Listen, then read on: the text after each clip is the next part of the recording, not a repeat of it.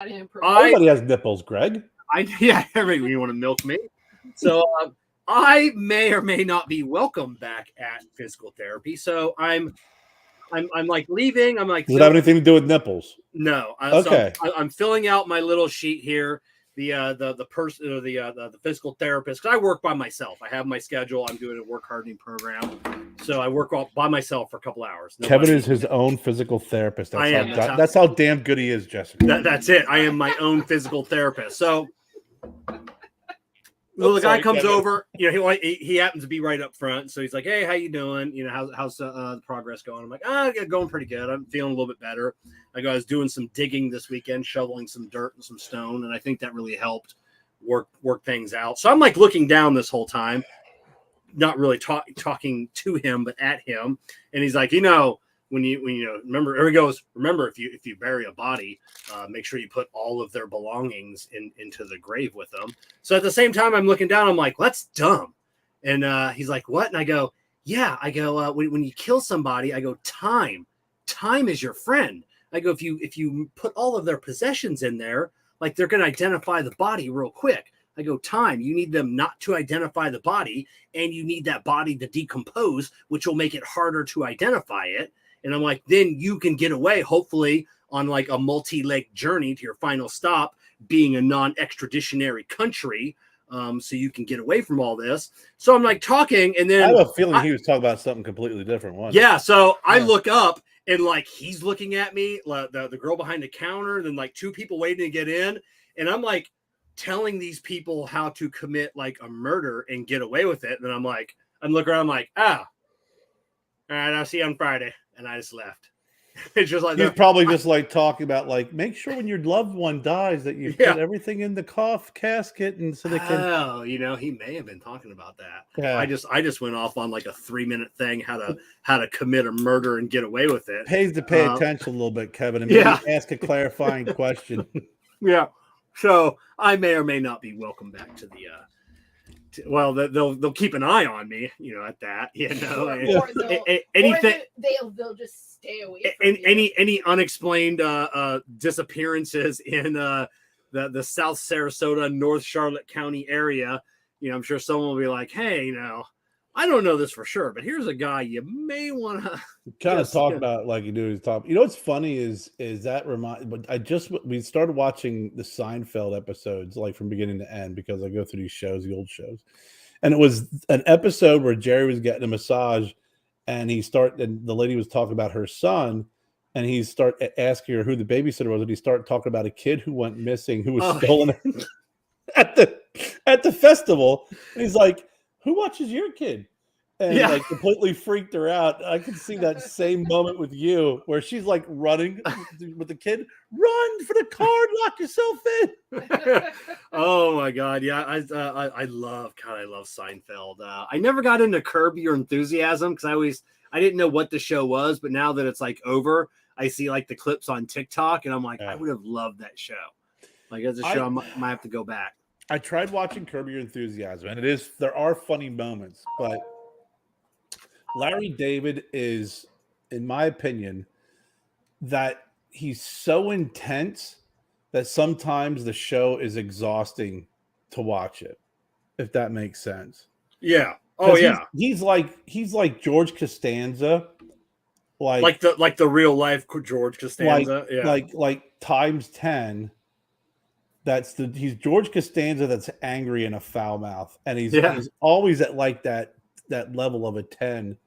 And I do like watching it. I can watch it from time to time, or I can watch snippets of it. But when I sit down and try and watch the whole thing, it just drives me crazy.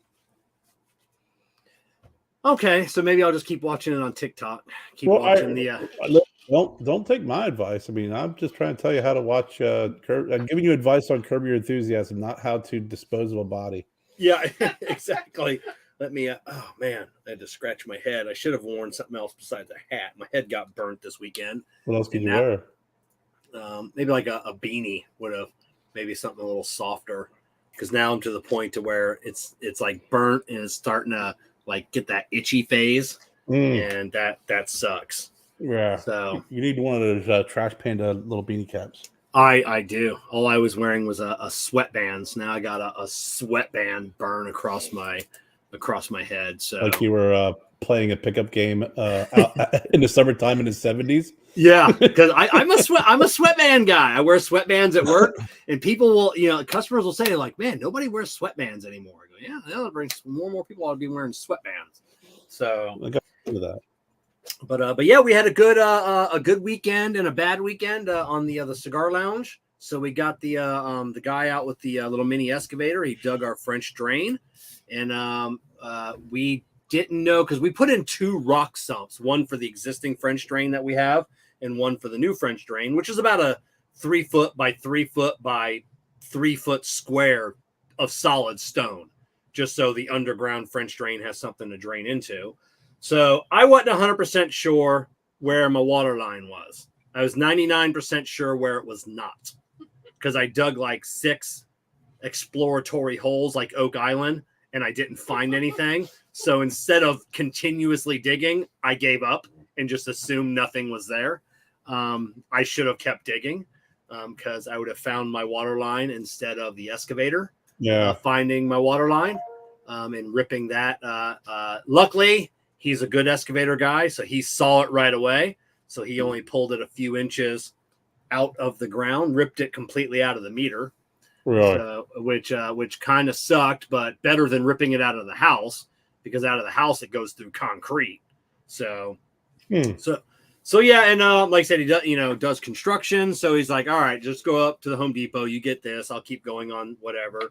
So I get up to Home Depot and pick up some fittings, come back. There's like this brass fitting. Like, oh man, like something like this brass fitting must be bad. And he's like, they're never going to have this. He's like, this is just such a piece they don't use anymore.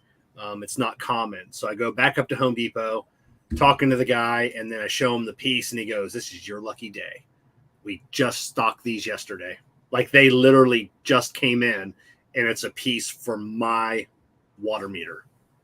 Like some No kidding. crap. Yeah, and he goes, we literally just stocked these yesterday on the shelf. You see that, Manny? When you're watching Oak Island, that's what happens. Somebody said, I need a brass fitting, and they put it in there, and then here it is. A couple years later, you're digging, you find brass fittings. You find nothing but. Yes. But the one thing I forgot to do, which people reminded me afterwards, because it's PVC, so it can't be located with a metal detector, like an underground copper line can be. And then people are like, oh, you should have wrapped like a coat hanger or something, or something metal around the PVC so you could find it in the future. And I go, son of a but we bitch. know where it is now. We kind of know. Well, we know where the piece is that I broke. So, right. And in the general area of it going towards the house somewhere.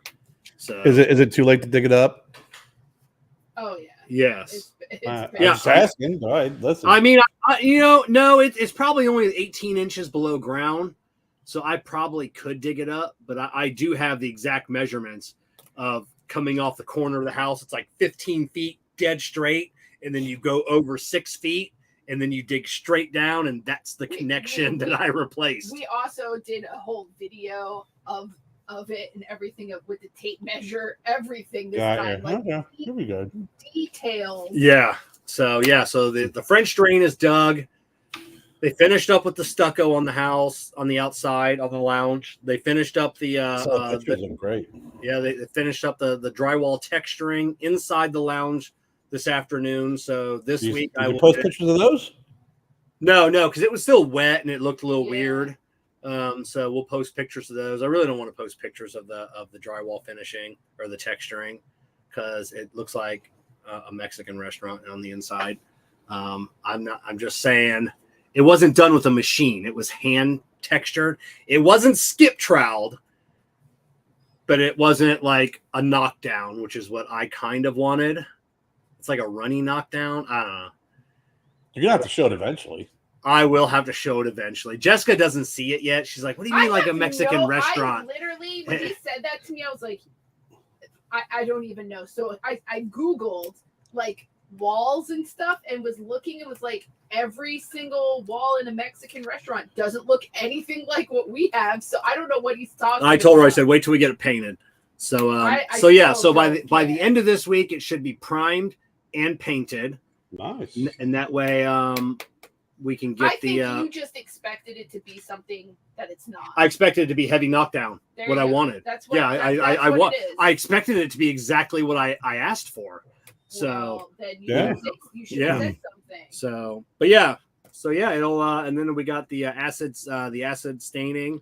I ordered the kit last night, Let's also be real. There is not going to be 1 inch of the wall showing. It's going to be covered. Oh yeah, it's all going to be covered with advertisements. Yeah, Kevin will throw up. If there's any manufacturers out there that do not that knows I do not have any of their signage, please let me know for a low fee. We will be selling advertising space on our new to cover the Mexican restaurant wall. Yeah, for this project that has gone tens of thousands of dollars over budget, and oh my god. Let's see. I'll send you this, Kev. Yeah, I'll send you that with a check. I appreciate that. No problem. Anything I can do to help cover those walls. Just send the check first. But it's do that. Okay. So, Kerr, you got back from a road trip. Where were you this weekend? Pennsylvania. Yeah. So I went back home. I love how you sighed first. That's because it was. You know, I gotta be honest with you. I cannot believe how much just by sitting and working out of the home has impacted. Like, you know, when I was on the road traveling, it was not a problem. Now it seems like, you know, these trips just take it out of me. It's either that or old age. But went to Pennsylvania. I unfortunately didn't get a chance to hook up with Chris Walmer. He was at a motocross event at the farm show, the Pennsylvania Farm Show. We spent some good time with family. My dad, Big Tony, he turns 82 tomorrow. So we got a chance to hang out with him, smoke some cigars. I went to go visit the folks at the Guillotine Cigar Lounge in Hummelstown. And such a great place, man. Such a great place. Small, great alcohol selection, great humidor. And then Sunday I went to Lebanon, my hometown of Lebanon, and I showed Jennifer and Joseph around my hometown, and she was not interested at all in what I was showing them. Yeah. Nope. You know, when we were the only time like my kids have been to Ohio, my parents, like we were all there at the same time. My dad took us to like where the farm like used to be, you know, on the, you know, and then I mean we were all interested though, because I mean he told stories, he started crying, then of course Amber started crying, but yeah, we showed interest in his birthplace. So I was not crying, but yeah. I did go visit the guys at the Ash Cigar and Whiskey Bar, another great place, new location. That's a great place. They actually had an outside area too, and it was so nice out. They opened up the outside window, and I sat outside smoking a cigar with the sun beating down on me. But yeah, I mean, I showed them the old house. I showed them the old stomping grounds. I showed them my buddies' houses. I showed them my old high school that was set ablaze. And I mean, you know, yeah, nothing. Yeah, Joe seemed interested. You know, yeah. Jennifer was just, I think she was on her phone the whole time. To be honest. Oh yeah, because you're a rube. She grew up in New Jersey, New York. I know. And when you get into my hometown, you're driving around. It's like, yeah, she used to go skiing, you know, and snowboarding and hanging like out with, there's Foodland. That was that's one of the old. That's pretty big. It's not the Empire State Building. Yeah, that's pretty. That sign's pretty high. Yeah. And then there's the San Giorgio spaghetti factory. That's pretty high too. I mean, there used to be an old church here, and you know, it's, you know, but it burned down. And beautiful. She did comment on some of the architecture with some of the houses that were really nice and beautiful because, you know, the age and stuff. But I was like, there's my old grade school, and that's the alleyway I walked down, and there's the. And then they start talking. I was like, I'm getting ready to tell you a fucking story about me walking from grade school and walking up 3 flights of stairs to a guitar lesson that was given by what I would assume, unfortunately, probably, I don't know, someone who may or may not have been part of the German army and maybe migrated to America because his teaching techniques were rather tough. He had the big, thick German, the 1, 2, 3. You did not do your lessons. He reminded me of General Burkholder from Hogan's Heroes. Yeah, sounded and looked just like him. Big guy. So yeah, it was it was interesting. It sounded, and then you came home with my sister came with us, so I came back home with my sister. My sister did come with us too, so it was nice. But then we did pick up the new addition to the family. We did pick up our Golden Doodle. I really do not feel manly saying the word Golden Doodle. Yeah, I feel I like you moved down a rung of the ladder. It's like when you say I got a Golden Retriever, I got a Yellow Lab, I got a German Shepherd, I got a Golden Doodle. I really feel like in this stage of my life I've softened horribly. Yeah, I mean I have a pit bull. I have two pit bulls. First off, they're definitely mixed, so they're not full pits, and doesn't matter. They're both rescues. Oh, so we can call. So you can just call it a golden. Just say I got a golden retriever. You don't have to say golden doodle. And they have a ton of issues. Yeah. I don't have to say we have. You don't say have a pit doodle. Yeah, I don't say we have a pit mix. I have a pit. You just say you have a Goldie, and everybody will know what you're talking about. Or Jess just said we have pits, but they're mixed. Okay, I have pits. I see. You can even have a cool, shortening of the name. I know. Even a pit bull mixed with anything is better than a poodle mixed with anything. Oh my god. GD. I was saying GD. Golden. I got a GD. Yeah. God damn it! No, Golden Doodle. Yeah, Golden Doodle. But she is cute. Crimson Curie. She's cute. Is that your naming it? Is that the name it came with, or is that what Jen named it when she saw it? Do you really think I named the dog freaking Crimson Curie? Well, I mean, I'm Jen, maybe. You really think I picked out a Golden Doodle? Yeah. See a pattern form in here, like earlier. Is she gonna rename it? No. That's just Jennifer named her. Jennifer named her. Okay. Yeah, Crimson because of the color, because she's very red, and Curie as an homage to Madame Curie. Okay. So there is something behind the name. It's just not randomly pulled out of the air. But yeah, it's and then Jessica, you'll love this, right? So this is funny. So we're all saying, Crimmy. What was called Crimmy? And then it's like, everybody start kind of doing these different. What else can the nickname be? And Joe's like, I'll just call it a Crim Reaper. And it was like, that's awesome. And then Jen, like Michael Scott's trying to think of a new, cooler, trying to top Joe's Crim Reaper. Oh my god! It's like Crimmy, the Crimster. The Crim's Crow. I'm like, Jennifer, just let the don't. Crim Reaper. I mean, you can't top that. You can't top Crim Reaper, but she was trying. It was really fun. Yeah, she's like Crimster, Cremosa. No, the Crimjet, the Crimette. No, it's Crim Reaper, man. That's a great name. That is a cool name.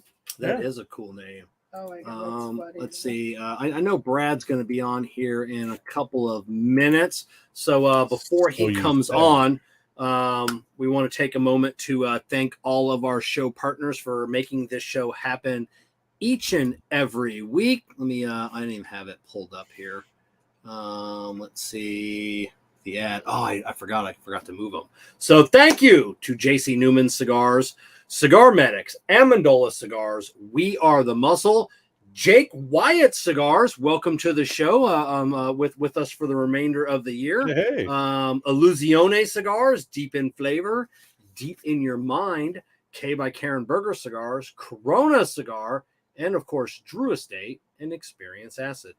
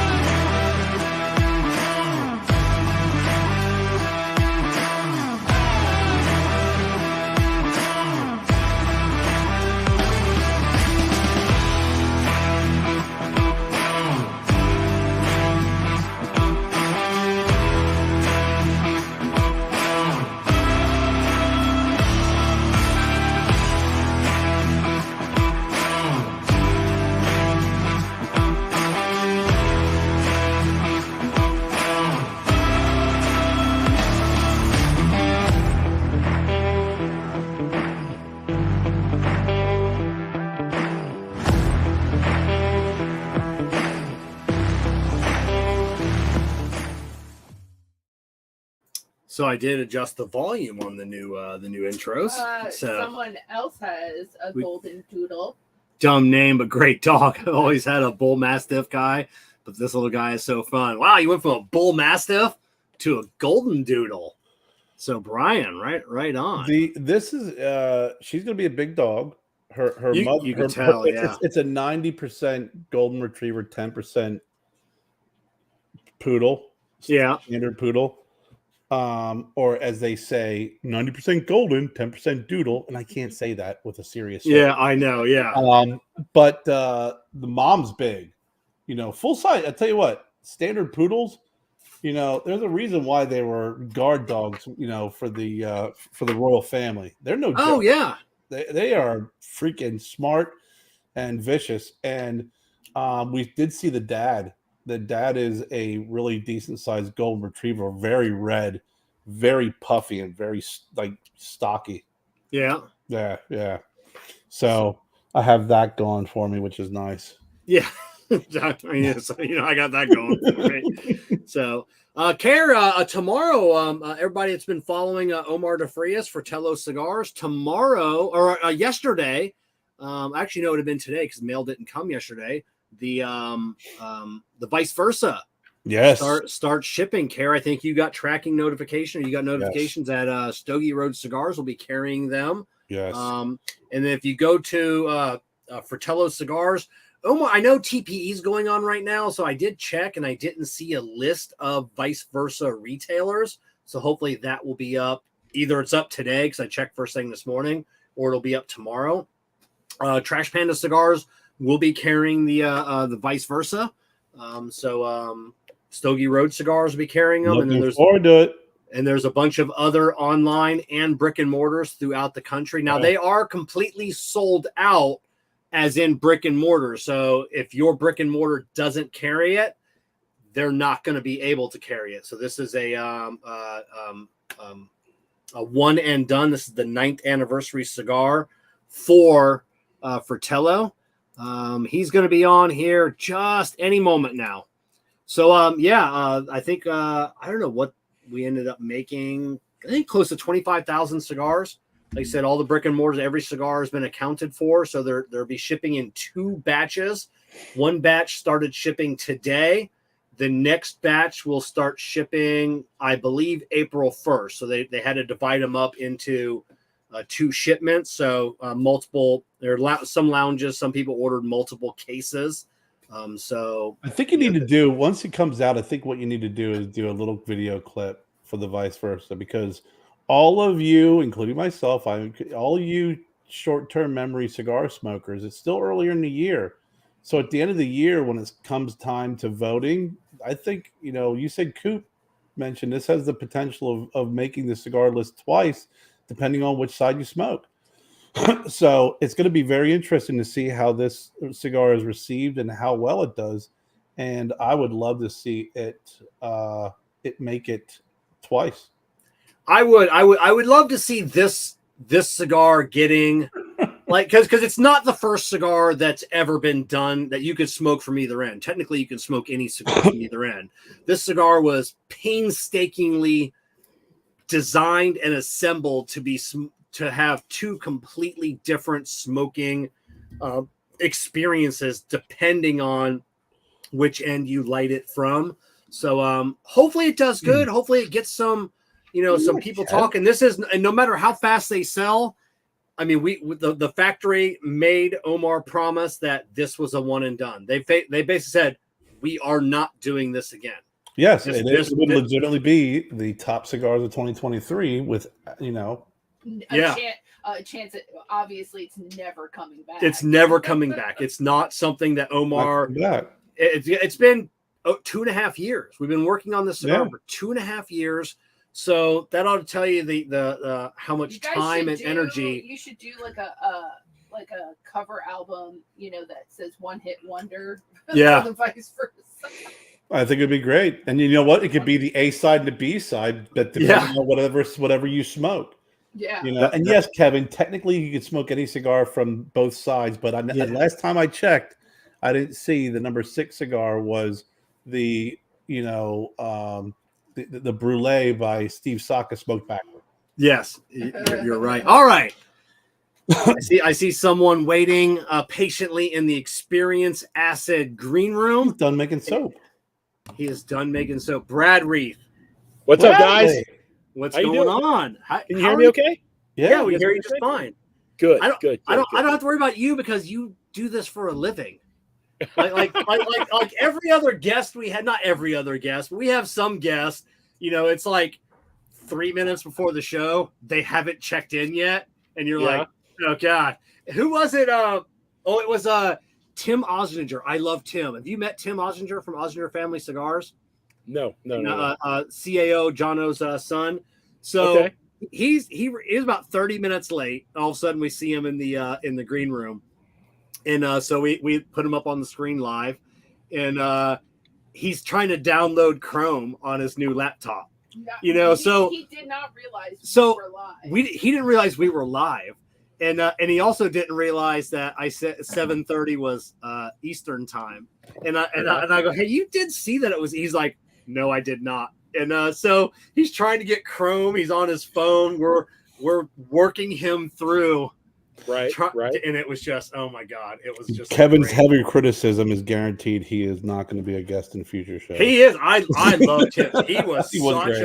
He was such a great guest. So funny. That's great. That's fun though. Like when you screw up, it makes it more authentic by nature of the fact that, like, when somebody doesn't know what they're doing and that exposes it for themselves, and they're not, that's not their job. That's not what they do for a living. And so they're kind of like, I don't know how to work this thing. I mean, just keep this in mind, Kev. You and I are roughly the same age. So, like, in 20, 30 years, our kids are going to be, like, roaming around with holographic cell phones. We're going to be like, show me how to work this doggone watch. I don't understand it. So, like, I don't want to downplay the younger generation because enough people are doing that already. I'm just going to ask them for help when I don't know what's going on. I ask for help all the time. I always call my son or text him, and I'm like, I don't understand my phone. That's because Jess is smart. Guys are stupid. Guys are dumb. Jess is a woman and she's smart. Guys are stupid. We pretend like we know everything. I mean, guys, honestly, Kev, I'm not trying to cut you off. I'm going to take over the show, but it's my show. Here we go. Here's what's going on. Here's the reality. How many guys you know, Kev, because you work in the auto industry, that come in and they open up the hood and they're like, yeah, I could. And you tell them what's going on. You're like, sounds like you have a rod knocking. And they're like, yeah, I thought it was the blinker fluid and the bearings. They don't know. They don't know. You're the expert. They're not. So. all the time. It happens all the time. Like I said, just trying to, the wives will say, they need wiper blades, like they're shredded, or the air filter. You show them there's a literal rat's nest in the air filter, and then they're like, oh, my husband can do that, and I always want to go, no, he can't. No, I don't even know your husband, and I know he can't do it, and I know he won't do it. It's just, no, he can't, just not happening. Right. Yeah, absolute pain. So well, talk to me, dude. You asked me to come on the show, and I have no idea what's going on. Every time I come on here, I'm thoroughly embarrassed by the information that you have on me. What kind of dirt do you have this time? Actually, I didn't even share my show notes with Kerr this week. Kerr's even surprised about what we're talking about. We're not going to talk about religion. We're going to talk about... Why not? I like that stuff. I know, but you're trying to promote a new company, Soap, too. Kerr, think of a religious question. So nothing surprises me anymore, Bradley. With that's Kevin, it. But so first, I want to talk about your... Because I'm going through a knee injury. I want to talk about your knee injury. Like, what happened? Dude. What happened to your knee, dude? I tore my MCL last December. 2021. Yeah. So I had been, my knee's been going out roughly for the last couple years, and I haven't been to the gym as much. And every time I go to the gym, it hurts. And I just thought like I was being a wuss, and I needed to just suck it up. And so then I really damaged it deadlifting. And I thought, well, I just got to put more weight on the bar. That'll help everything. And so like an idiot, I did that. And finally, it just crumbled really bad. Went to my doctor. My doctor's like, listen, you have no more cartilage left. You're bone on bone. You got major arthritis in your left knee. Your right knee is sure to follow. I don't know what you want to do. I mean, you could do all the stuff that you hear naturally and give it a shot, or you could just get total knee replacement. I mean, it's up to you. I'm like, what if I do all the stuff? So I went through this whole counseling session with him. Like, he told me this. And so I was tired of talking to him about it, because I'm like, okay, it's like he's talking me out of the surgery. And I'm like, bottom line, me, doc, I'm just tired of this. I mean, tell me what's going on. And he's like, listen, you need to get total knee replacement if you want to like walk for the next 20 years. I'm like, okay, that sounds great. Then let's get that done. So April 12th is the day. April 12th. Okay, so you haven't had it done yet. Okay. No. I have it done on April 12th. So the surgeon's good. He's the same guy for, I think, the Suns and the Cardinals and stuff like that. Michael Bidwell, the owner of the Cardinals, was rolling in his mother as I was walking out of the doc's office. And I was like, I know who that is. He's the guy who wasted $246 million on Kyler Murray. That guy. Yeah, I know that guy. So anyways. My God. I know, dude. Don't get me started on the Cardinals. So are you getting them both replaced? Just the left one now. I saw my right knee has a little bit good. He just said, look, dude, it's a matter of three things.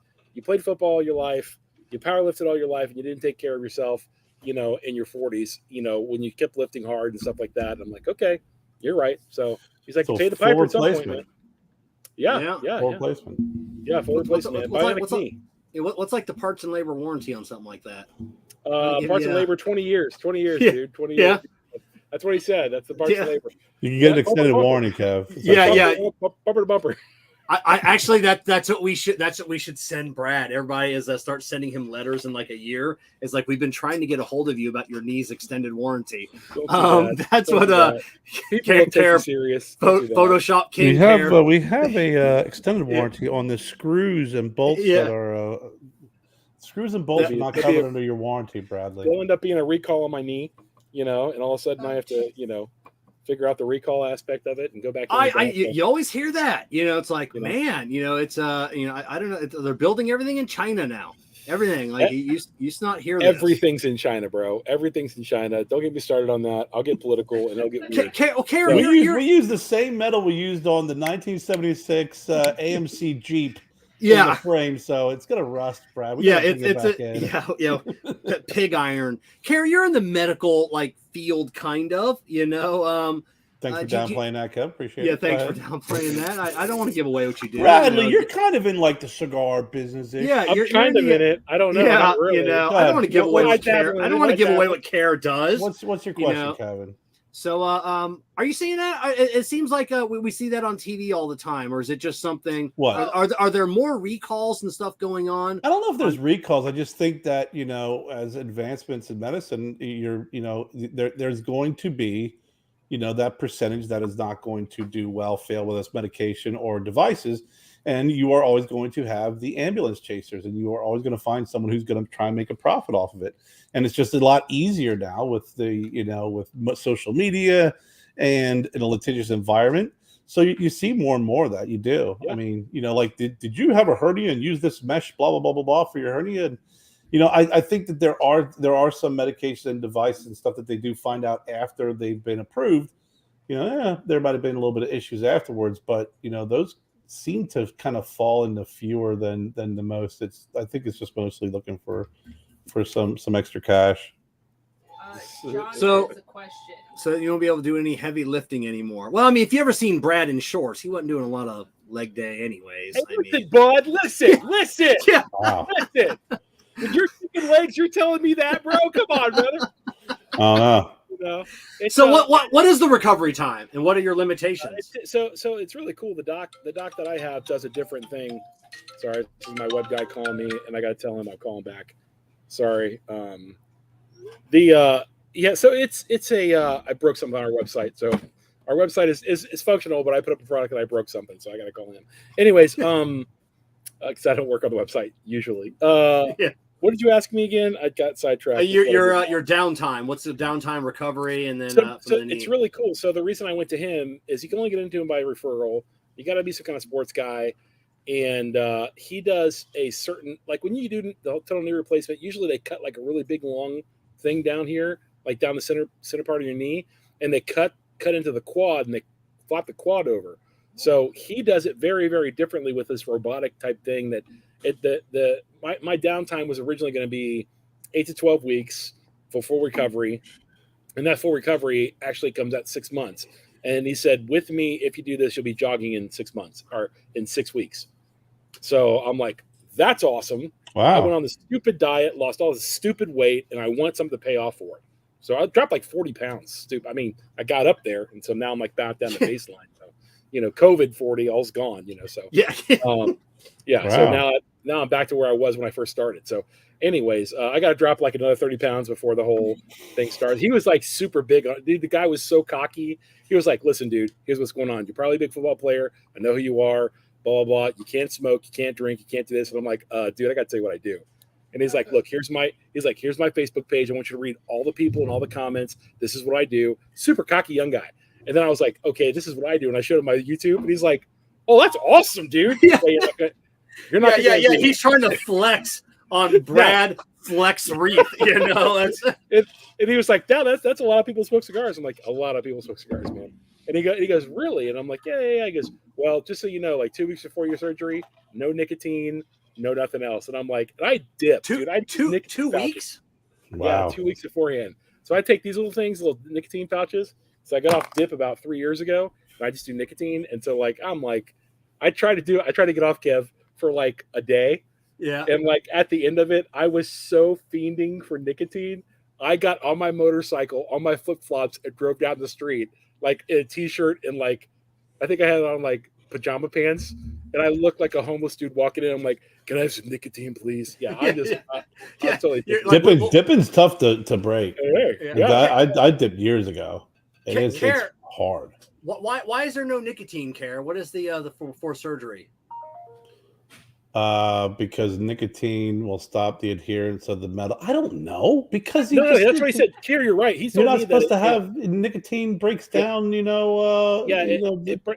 breaks down the painkillers. Yeah. So the painkillers don't work as effectively with nicotine. So he said, if you want a lot of pain, go ahead and do everything you want. I'm like, I had 2 knee surgeries. Like I said, nobody ever said a word to me about it. I mean, I didn't have a replacement though. But you don't take nicotine like I do, dude. Like I dip. Yeah. Okay. I dip like 8 milligrams. Like there's no nicotine. I mean, comparatively, there's very little nicotine in a cigar that we actually get into our system, compared to like that. So I mean, you don't have the nicotine. Like you might get a 0.5 milligram to 1 milligram from a cigar when you smoke it slowly and you smoke it correctly, versus like I get 8 milligrams from one little dip pouch that I put right down here, and I'm like, oh.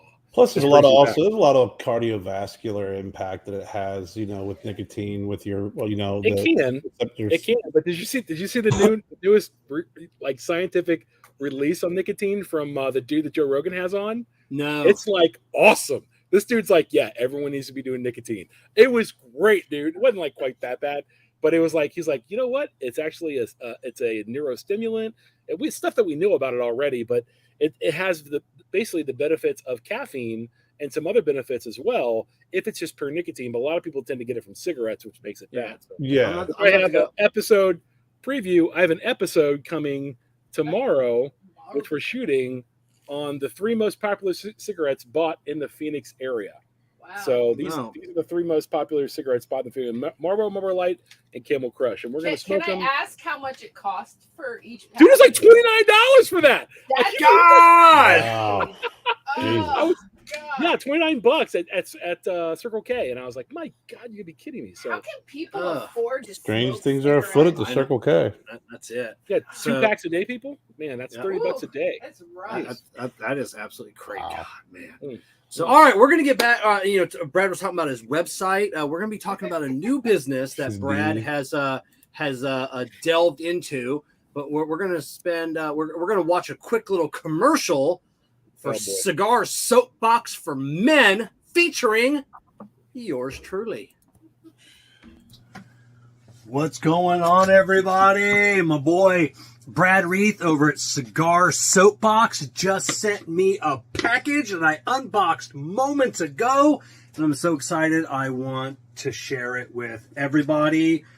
Oh, Bradley is teamed up with a crew of gentlemen that are doing soaps made by men for men, according to their website, not made for women.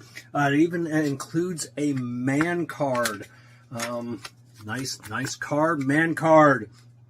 Cleaning off the cultural grime that emasculates men by commissioning our gender to new heights of valor, respect, and brotherhood. Bradley sent me some soaps he knew that were in my wheelhouse of scents. We've got mint condition. We've got Cinnaslam, cinnamon, and we got Snake Venom, the scent with cherry bite. So I'm a big fan of mint. So this is the first one I'm going to use. So let's go try it and see what we think.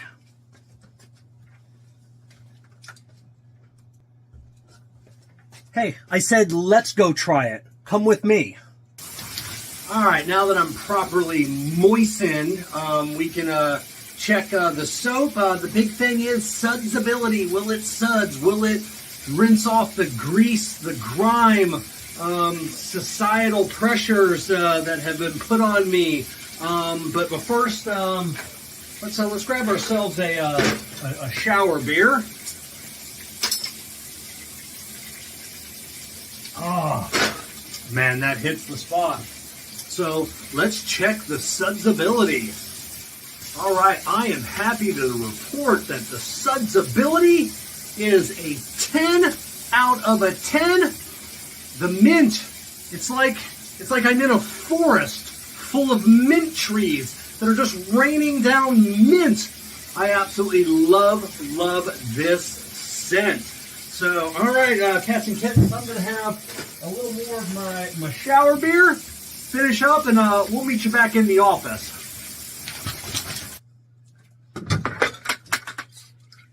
All right, Cigar Soap Box, 10 out of a 10.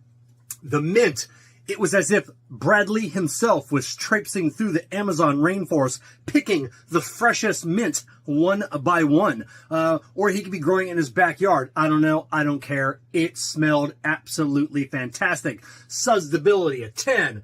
Smell was a 10. I loved it. You should check it out. CigarSoapBox.com. They don't believe in toxic masculinity, but they do believe in toxic smells, and they'll help you get rid of those. Oh my God. So you can tell by that video that I do not know where mint comes from. I got two questions. Yes. Question number one. Why in the hell were you wearing your towel so high, like you were hiding your nipples? That is the absolute best video. Shut up, Kerr. That was so good. Like we talked about Number two question. Jessica, were you filming that? No, he did it when I wasn't even home. I was babysitting. That was my the best friend. commercial ever for our company. For out, internet. go to This is awesome. Sense and sensibility. Yeah. for outtakes. You can go to onlyfans.sudsykev. Yeah, I did send Brad the outtake where I was cussing because if you watch at the end here, my eye was closed. I was starting to swell. I got soap in my eye when I bent over, and I'm like, I started freaking out, and it hurt so bad, But that's awesome, dude. I really appreciate you doing that. I didn't ask. I just sent Kevin a box. I didn't ask him to do anything for it. And I really appreciate it, brother. I mean, it was really great. I mean, it impacted our sales, obviously. Thank you so much. It was very, very good. A lot of people made mention of seeing your video, and that's why they're buying the soap, which I'm not sure what to think on that one, to be honest with you. That's why you're buying it, so you saw that? That's an influencer. I know. That's an influencer right there. But the feedback on the soap has been it's really weird because I'm vacillating now between the soap world and the cigar world. And in the soap world, I'm running with these titans of industry like, Dr. Squatch and Duke Cannon and people like that are just ginormous. I mean, these are guys who are $200-300 million, industries, if you would, or companies.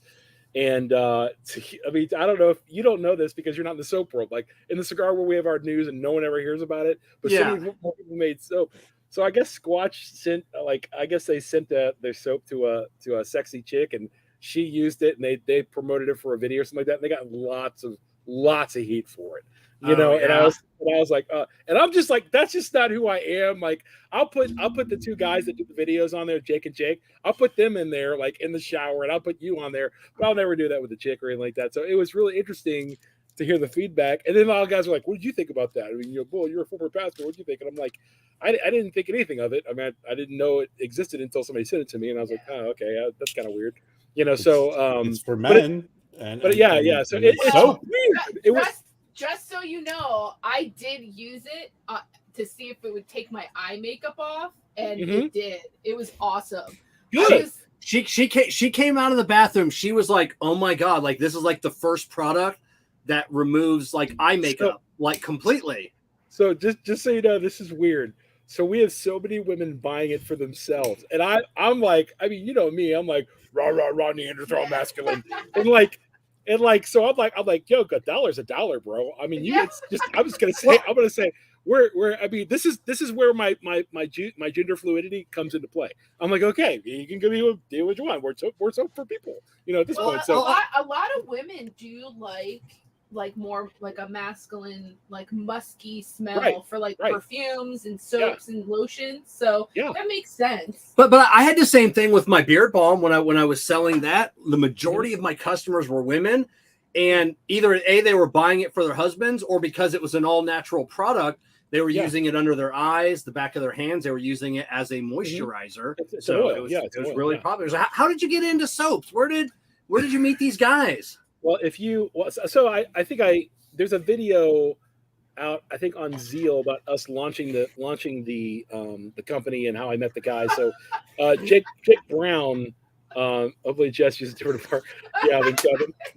I would agree. Sanitize that bar. I'm just laughing at Kevin saying, "How did you get into soap, Brad? Like you've never used soap before." Yeah. I know. So the younger, we call him Ginger Jake, the one with the orange red hair. He played football for me when I was a varsity football coach. So, and the other one was his best friend, and they've been coming in here for a couple of years, smoking cigars and just talking shop and business. They own several businesses together, and they've been asking me about business. What do you think about this? What moves would you make if you were in our situation? And then one day, I was like, they were like, we should go into business together. And I was like, I don't know. Like, I don't work good with other people, and I don't know. And they're like, well, yeah, think about it, and so on and so forth. And then I looked at different businesses that spiked over the years, like, and then what has good margin and everything else like that. And I'm a business guy anyway, so I read Forbes and everything else like that. So I'm looking at different things, and I saw that Squatch took advantage of the COVID market. They were like a $5 million company, maybe a $14 million company. I can't remember what the stats were. But when COVID hit, they were like $100 million. Immediately, because everybody was using that. And I was like, I can do that, even if COVID isn't around. So, and then we got a bunch of empty cigar boxes from all the cigars that we sold, thousands of them. And I thought, what could I just sell in those cigar boxes? And I thought about everything. And I thought, what about men's soap? Simultaneously, I have several friends that are very natural soap oriented and give me different soaps and so on and so forth. And they said, you should try this because there's real toxins in your other soap and your shampoo and everything else like that. And I was like, whatever, dude, I don't believe that stuff. I'm just going to continue to do my thing. And I had really bad dandruff in my beard. And somebody gave me a soap, and I was like, I'll try this on my beard. And so I took it home. I turned it on my beard, and I shaved with it, which is really big. So I shaved this up here, and I shaved this here, and down around the neck. And so I was like, okay, this soap is fantastic. So I traced back to where they got the soap, called those people up, said, hey, is there a way that we can do some business together and everything else like that? I have an idea for a business. Pitched it to these two guys. And it's like a year ago we did this, by the way. So it was like a year ago, we were making all these moves. And then finally I needed the website designed and built, and I had a buddy of mine, come in and say, hey, man, I can help you out, and so on and so forth. And then, so there's 4 of us in the company now, and we did it, and we launched it, and it's up there. It's out there, and so on and so forth. We're not titans of industry yet. We're nowhere near Squatch or Duke Cannon or anything like that, but we're holding on to their cloak. We're taking their cloak, So people don't realize that the majority of soaps, and I think the last time that I saw some stats, like 90% of soaps in the industry are not soaps. A soap is saponified oil. Like the majority of everything now is just chemicals, that just lather. Correct. They're not soaps. They lather, they take everything away from you, and they give nothing back. And they dry your skin tremendously. Mm-hmm. So if you have a beard and you're using Irish Spring or anything like that, I'm not trying to throw these companies under the bus, and you don't use a moisturizing soap or an all natural cold pressed soap like we have at soap, CigarSoapBox.com, you can go there and check it out. So that was, you're really like, I wouldn't say harming your body. I would say you're not giving your body the best it actually could be. And like the exfoliation thing has been a game changer for me because I didn't even know what that word meant.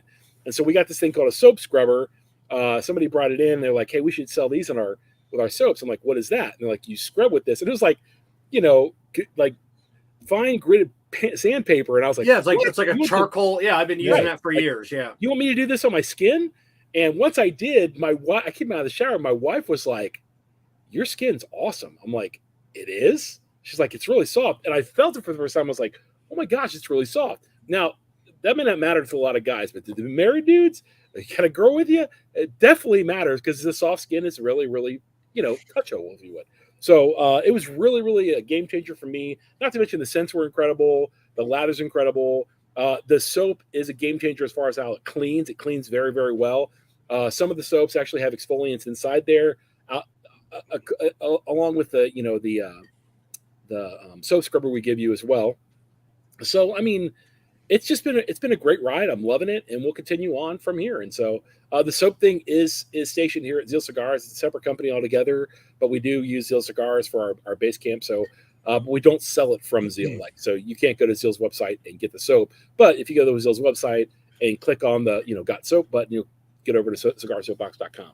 So I will say this: one of the biggest things for me was when I'm done smoking cigars for the day, one of the biggest complaints from my wife is I smell like smoke a lot because she doesn't smoke. Now, if your wife smokes with you, it's great, but my wife doesn't.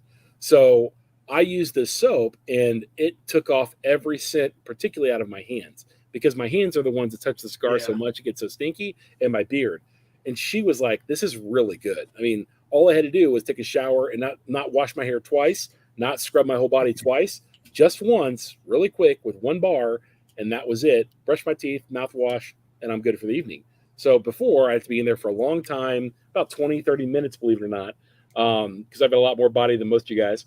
So, I mean, as a result, it's been great. So the cigars, thanks, Kev. The cigars have been, the soap has been incredible. It's been great. I'm very excited about it, and we're looking forward to. You can watch if you go. We have a Cigar Soap Box on YouTube.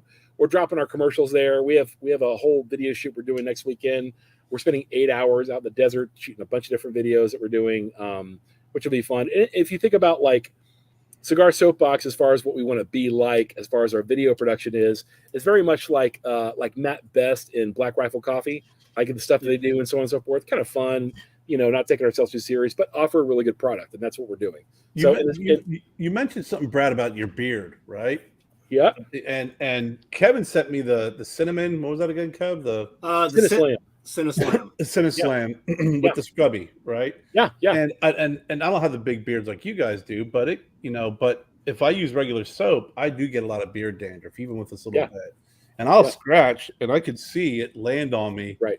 And I can tell you, it's funny when you mentioned that, because I wanted to bring it up during the show. Is since I've been using that, I don't have that beard dandruff. Yeah. And it's honestly, my skin would get very itchy.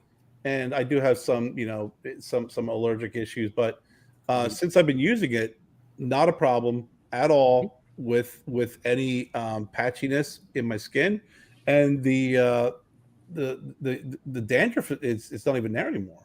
Yeah, because the cinnamon is a natural analgesic, which is good. If anybody has itchy skin, mint. I love the mint. I fell in love with that mint. Mint is a natural anti-itch. So if you don't have mint soap, you can get a little mint oil, rub it in with some olive oil and put it on your skin, help prevent itching.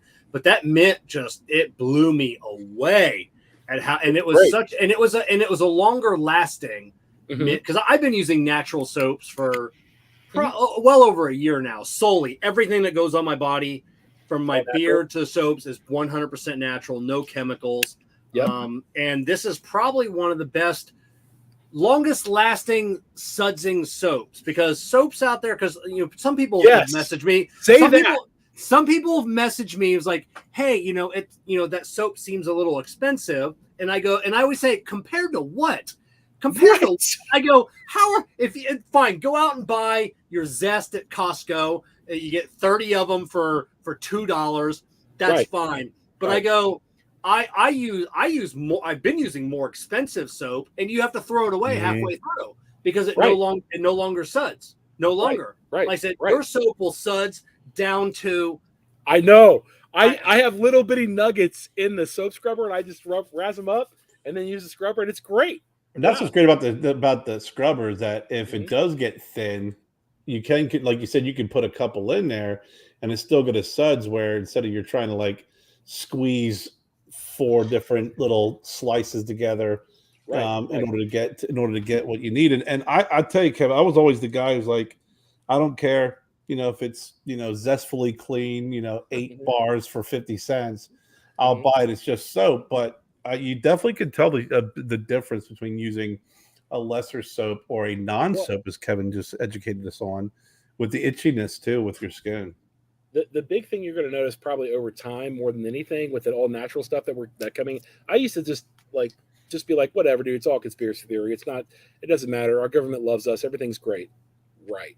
Okay. So here's the big point about this is that when you switch to natural things and you start using natural soaps and you start using natural things, like for example, my wife is allergic to everything. I don't drink almost anything out of plastic. Everything's steel, glass in my house. Everything is ceramic or anything else like that. So they've traced like estrogen released in plastic, not just the BPA stuff, but like every kind of plastic there is. So like they've traced this kind of stuff. So like as a result, like you'd be surprised how much of those plastics are in like the soaps that are mass produced and not all natural. I mean, and that releases estrogen, which makes the whole like low T thing with guys even worse, because we all have low T because of the diets that we've had in the past, because conspiracy theory, and I hope you're awake to see this, but like we were lied to about diets in the past, like the high carb, the high fiber stuff, like that was never right. That was never good. Yeah. Like, who would have thought eating meat and vegetables was the way to go, right? Yeah. Right. Weird. So, I mean, right. So it's really interesting how much the natural stuff can really take over. Mhm. And by the way, somebody told me how much our soap's roughly $7 a bar. So if you get the whole like the soap box experience with 3 to 4 bars in a box, soap scrubber, the card, and everything, I think it's $29.95. I think it brings the soap down to like 5 something a bar. Just so you know, like that is significantly less than most of those guys out there, particularly women's soap. Women's natural soaps like at $20, $25 for the exact qualities that we put into our soap, the exact ingredients that we put into our soap. If we label it nice and did like did all the packaging and everything, but me, I just want to get it out there for people. I don't care about the packaging. I care about like the presentation, obviously, but I want people to be able to get this soap and see like all the logos are all uniquely our logos. We designed them all. It's really, really important that like people see that. So literally all 3 of us sat together for like 8 weeks straight and designed every single logo compared to what we used the bar, smelled the bar. We enjoyed it. We tried every other soap out there, including all the big boys, and said this was the best one. That's why we went with the company. Does the scrub pouch come with it? For the Cigar Soap Box experience, Yeah. yes. Okay. Yeah, Okay. you choose your soaps, you choose and the scrubber and the box, the scrubber and the man card all come together. So Now- you basically choose your soaps and add it to the card. Because John had asked, how do I figure out which one is best for me? So you do have like a sampler, so you can choose a box with a couple of different fragrances. Yeah, I just which one's best for you. I mean, just see what you usually like. I mean, what kind of guy you are. I mean, so if I usually like, so if the mint condition's really big, the Rhino scrub is really big as well. There's another one I love Raging Ape, the banana one. I love the banana one. I'm a banana guy, so like I love bananas. So that's another one. There's some. I don't even look at my site to remember everything. I have some. Where are they at? I thought they were over here. They're not here on my desk. Somebody took them off my desk. Now, are you ever going to offer? Because I know they're not all the soap companies. There's a couple out there that do like monthly subscriptions or quarterly subscriptions. Yeah, we will be offering a monthly subscription, which essentially becomes a monthly mystery box, where essentially you get 3 new soaps every single time, and we track what soaps you got. So we're like, okay, so we give you 3 new soaps every time, and we release new soaps. So for example, we have 3 new soaps being released in March. We have one called Bigfoot Tracker. I'm smoking the Yeti Tracker. Get it? Yeah. We have one called Hulk Scrub, which is like the Irish Hulk. So crossover for people. And then we have one called Nightcap. Nightcap is another one, which is really good. I see you have one called Rum Runner. Rum Runner. Yeah. So do you? very good. Yeah, there's actually in our hometown here a company called Lola Blue. She's really big. Sends soaps all over the world. She did. Well, we carried soaps a couple of years ago on the Irish Beard Balm site. She did a Guinness soap. She did some coffee soap. She did a couple of the beers, Blue Moon, which was a citrus, and they're made with beer. Yeah, she does a coffee soap with a local coffee company. She uses their beans. Oh yeah, with one of the local coffee companies. She grinds them up and put them in there. Yeah. The hard thing is with the beers and with the alcohol, you really have to know what you're doing. Like she probably knows exactly what she's doing. Oh yeah. I trust these people. They're far away from me. I'm not gonna tell you where they are in the company. I'm not gonna tell you are in the country. I'm not gonna tell you where they are because they would not like that either. But they're very excited to work with us, and we're incredibly excited to work with them. But you said it right. You got to know what you're doing when you're, like I said. So for the longest time, we also had our own beard wash that we sold. If you're not careful, like a shampoo, a beard wash, like you can hurt somebody. That was one thing I never made. I outsourced that to a friend of mine who has a cosmetics company. He knew exactly pH, everything else. Because like I said, if people buy. I don't want to badmouth anybody at these farmer markets that are always selling these soaps, but you got to be careful. You got to make sure you test on, small part of your body. Cause if somebody's just making this stuff in their garage, and they don't know what they're doing, they're just watching a YouTube video on how to make soap, how to make shampoo, they can hurt you. Ours are done by all natural. I'll say chemists, if you would, who are very, very all natural organic chemists who are very passionate, way more passionate than I am, to be honest with you. So when I talk to them, it's a hoot. I'm just, I get you. I understand. I get you. I'm gonna eventually stop driving a V8. Okay. So, I mean, that kind of thing. So they're very passionate about it, but they also are very respectful when we discuss these things, we talk about these things. And what most people don't understand is that I feel like the older I get, the more humbled I get by the younger generation, because they've caught on to all this stuff. Like my kids are like, yeah, Dad, duh. I mean, all that stuff's got crap that it's going to kill you and give you cancer. I'm like, no, you're just buying into stupid conspiracy theories. And they're like, okay, you're the one telling me this, Dad? You're the one believing this? Yeah. Okay. So, I mean, has there been a tremendous change from when I have started the soap to now? I will say yes, in so much as the dandruff falling off my beard onto my black shirt, which you can't see at all. Which, if you look back on certain videos on YouTube, it looks like it snowed, literally on my black shirt. So I'm gonna say this for the record. If you haven't checked out Natural Soap, you definitely should check it out. Give our company a shot. We usually ship 2 to 3 days from the order, and it's pretty easy to order, pretty fast, pretty simple, and not really complicated.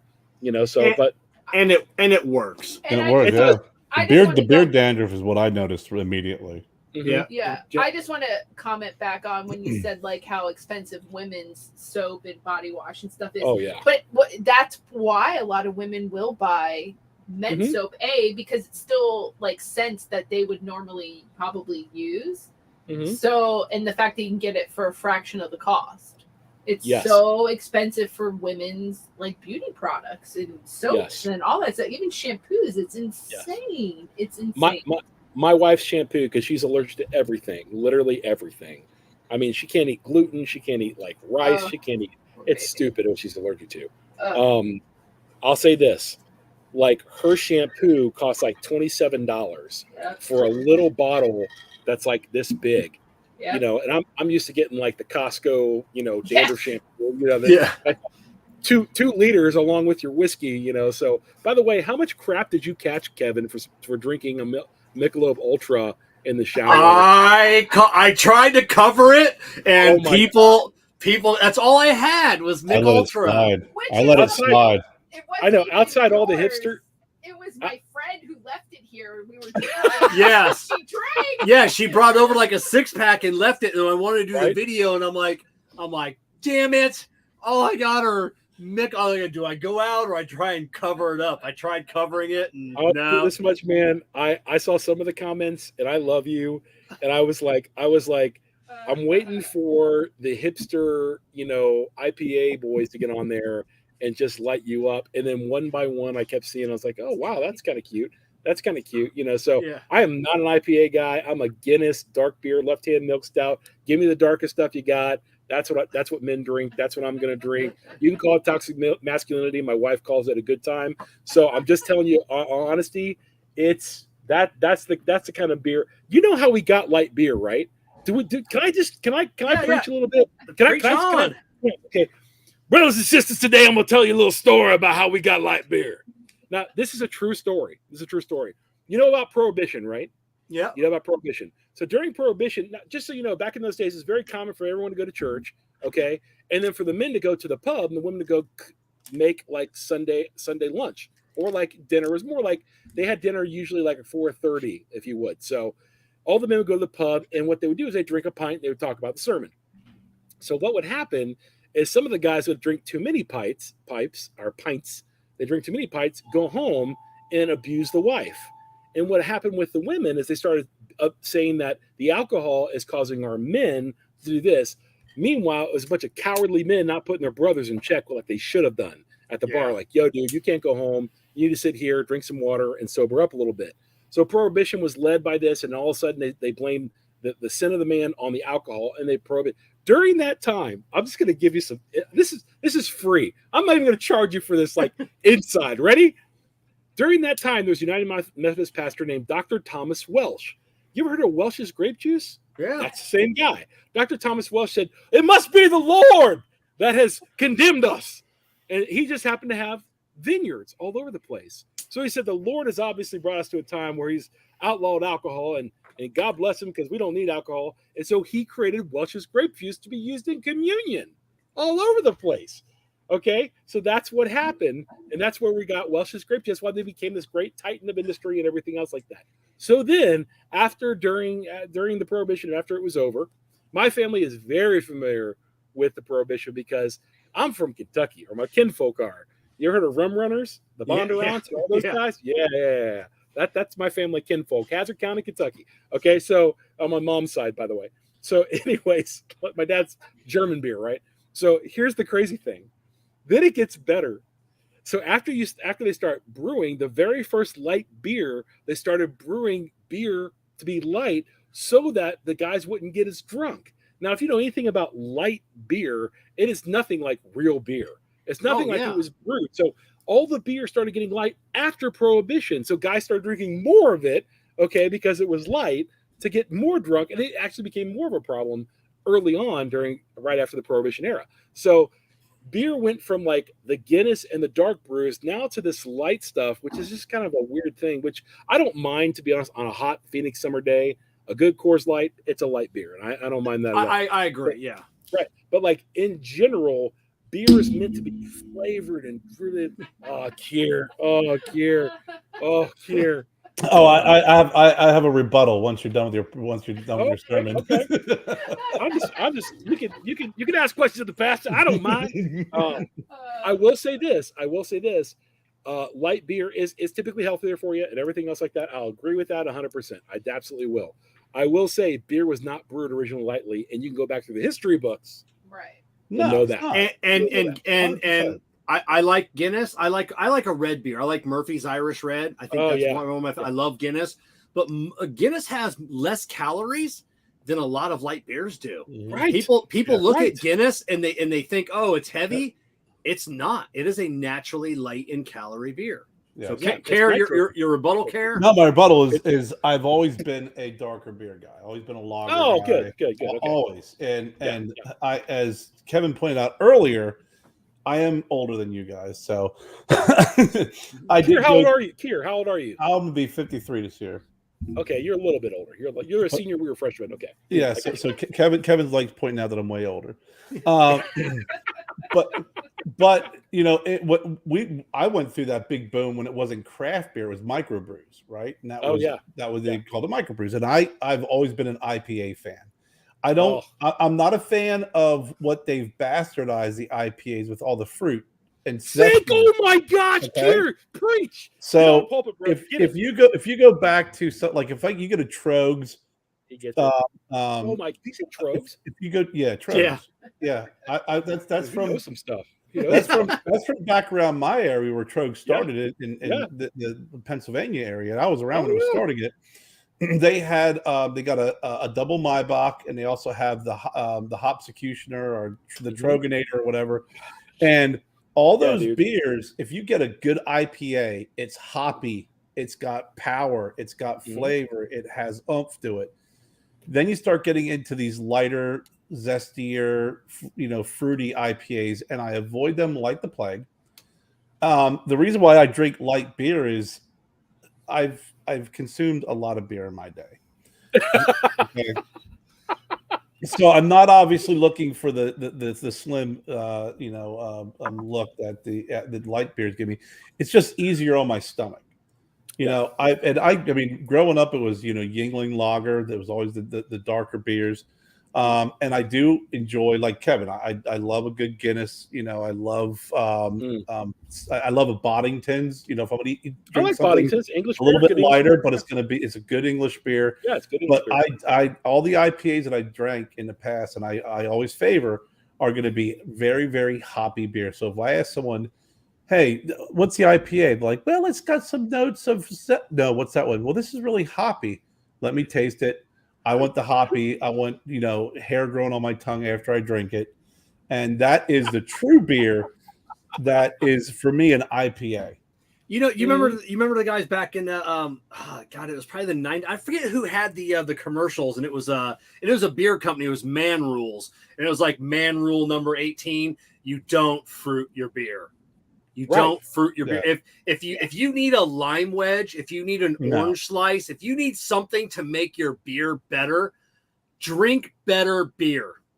Yeah, Yeah, fruit. I even with tequila, I never would do this. The lemon or lime. The lemon. I used to shame men at the bar when I was a bar manager. Yep. Like, hey, can we get like 3 shots of tequila? And they'd be like, and I'm like, do you need training wheels with that? And they go, what do you mean? And I go, yeah, training wheels. Do you need a salt and a lime? Well, and they were like, oh, if you're going to put it that way, nothing. Yeah, but the lime and the salt actually like accentuates No. sometimes the tequila, in my opinion. No. I'm entitled to my opinion there. Yeah, you're entitled Jessica, to your wrong opinion. I just want to say one thing to you. I'm not allowed to Your have opinion tequila. is wrong on this one. Yes, that's it, Jessica. This is we're talking about men's soaps and men's stuff. Go make me a Salt and sandwich. lemon with tequila.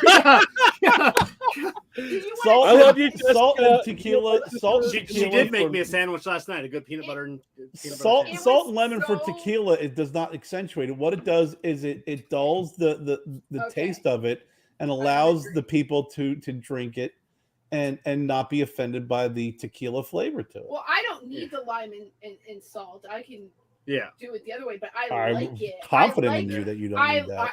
Right, because I drink moonshine, so I don't need. I just had some tequila. I didn't have lime or salt. It was good. Somebody gave me a bottle of something, and I know I was going to be here with Kevin, so I don't usually drink at night for sure because it messes up your thing. But I want to be on here with you.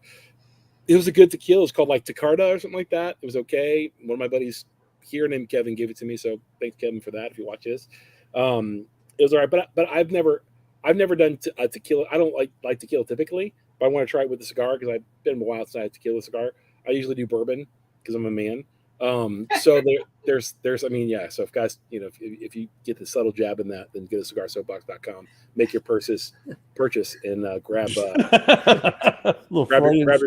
your crotch and feel good about it. But I think in all these things, I mean, I'm okay with hoppiness. I'm okay with all that kind of stuff. I think it's fine. I just don't, I don't get the whole. It's always the culture around it for me. So like the culture around it, all of a sudden I'm like, these guys just look like they have more degrees than Fahrenheit, and probably still live in grandma's basement. It's been stolen. The actual smoke a lot of weed. Yeah, so hoppy freaking IPAs have been stolen, and now it's kind of like you said. It's you have your vision of an IPA drinker, and I'm like, no, man. When I remember it, when I was drinking in a small bar, Reading, Pennsylvania, that Mhm. refused to have anything other than glass pitchers. Everything on tap was a microbrew, and everything in the jukebox was a bootleg CD. So, but Ben, how does Brad feel about Bacardi and Diet? You shut your mouth. You shut your mouth, Ben. Yeah. Bacardi I and think Diet. I think I have told Kevin several times what I think about that off air, on air, Yeah. just so that it's on the record. Kevin is my brother from another mother, so Mom would tell us we don't have anything nice to say about a habit that a brother has. Don't say anything at all. So, Bacardi and Diet Coke, it's an acquired taste, man. But one of these days, I'll get Kevin to both retrohale and drink bourbon. So, I mean, one of these days. One of these days. Bad, but Kevin does skip when he runs. Yeah, that's it. So in your Cigar Soap Box, you get this amazing man card. Do you like how we stated that? What do you think about that? I did. I was wondering why it says man card and not cisgender card or non-binary card. Is there a reason you chose such a divisive term? Right. Man, that is so. And then the phrase "cleaning off the cultural grime that emasculates men."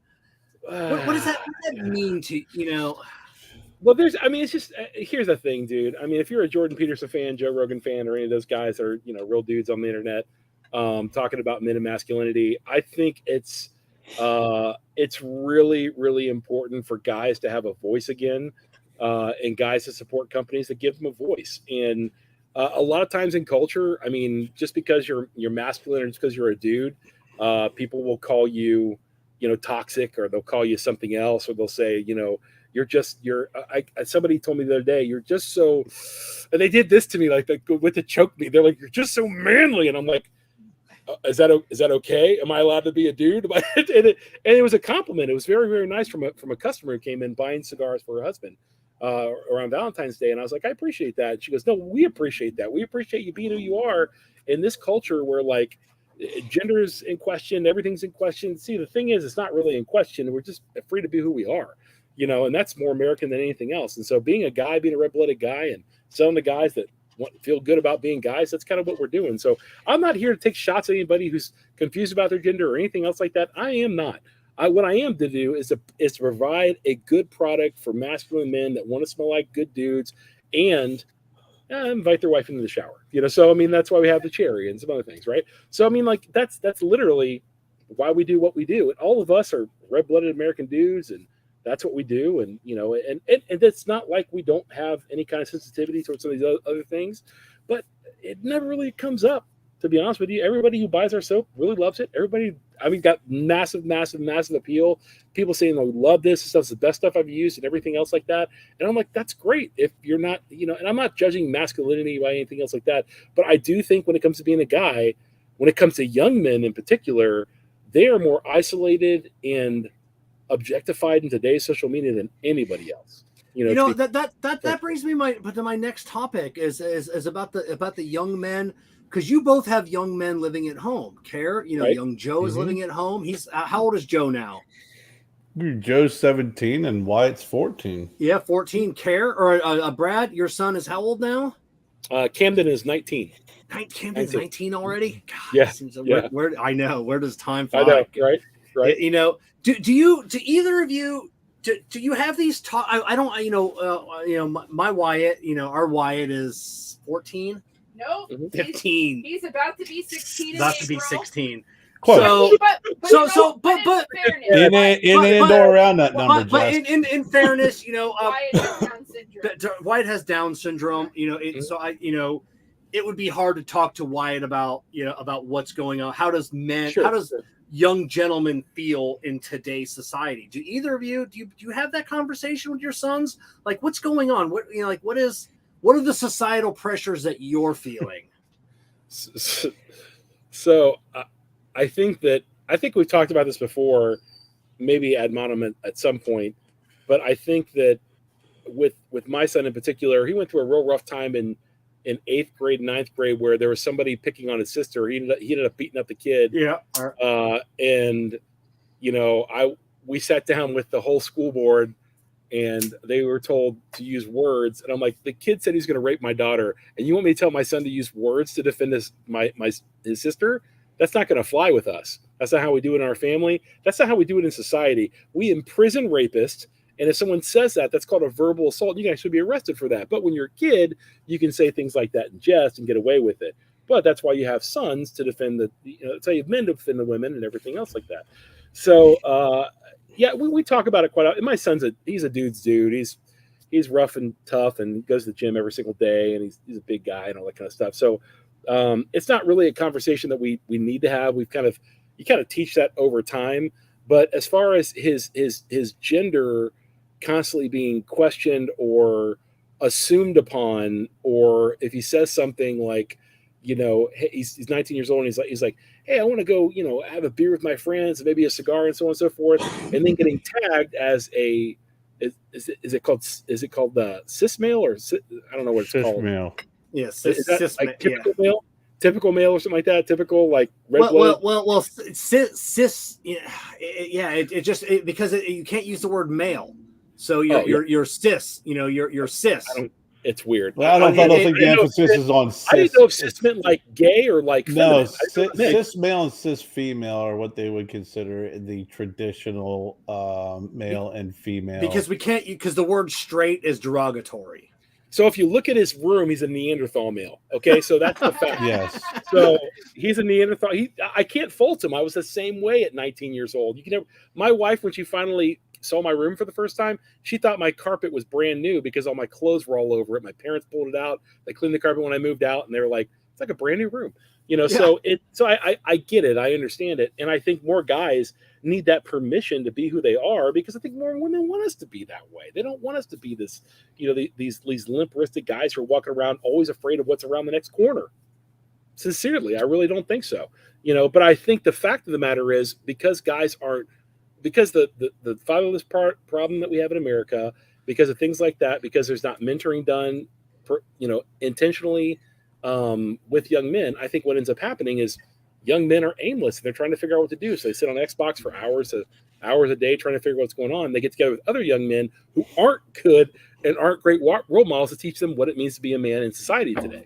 But being a man in society takes a father figure to tell you this is what, because, and I don't mean this in any kind of bad way whatsoever, but femininity can never bestow masculinity, and masculinity is something that has to be bestowed by another man. And if it's not bestowed, what did you say? Go ahead. Sorry. I agree with that, only because, with my oldest son who's in the Army, I feel like I did the best I could as a single mom at the time. But the Army and my dad and my brother is really like what guided him, but like Kevin and I both have adult sons, and they couldn't be more different, like on the spectrum of how they are as adult men. I think it's just choices and career paths that they chose. But it is interesting to see like their age group right now, because they're still young, but they're older. So they're kind of in like the middle of all of this. So like their thought process is different than ours and the younger generation, because they're kind of in the cusp of it all. I think there's a culture war going on with our young people today, in a way to, defeminize them in a way that's unhealthy, to be quite frankly. If you're a lady and you're feminine, that's beautiful. That's great. And I mean, with every study you've ever seen out of Harvard, Yale, and every kind of leaning left lip university you can find, they're bringing it back to basics. And they're like, it's funny. We got together with 25 young college men, flashed up pictures of women that look like men and women that look like women, and they were all like spiking over the women that look like women. The women that look like men, they were like, I don't know. So like, it's just natural. It's kind of how it goes, man. So I mean, like that's really what it is. So you can't fight human nature as much as you try to, policy it out or anything else like that, or change the rules. You can't fight it. You just can't. And so I have found it's the best thing in the entire world for the women around me to be feminine, the men around me to be masculine, and to encourage that and to celebrate that. Like I do that with our sisters of the Leaf here and everything else like that. We find somebody that smokes cigars and everything, we invite them in. Quinta is one of our staff. You guys probably have seen her before. She's incredible, and she is all girl, and I love that. I do. I'm like, She's beautiful. I tell her all the time, like, she's like a daughter to me. I'm like, you're gonna make a man very happy one day. It's awesome, and she's got in her mind what she wants. She won't settle for anybody. Oh God! It's If certain people heard you say that, you're gonna make a man so happy or lucky one day. Brad would be. We cancel Brad. Hashtag cancel Brad. I don't care. I've already been canceled. Take the stats. Take the stats. I'm a 48-year-old white male. Okay, that's a Christian that's been married for 27 years and has 3 kids.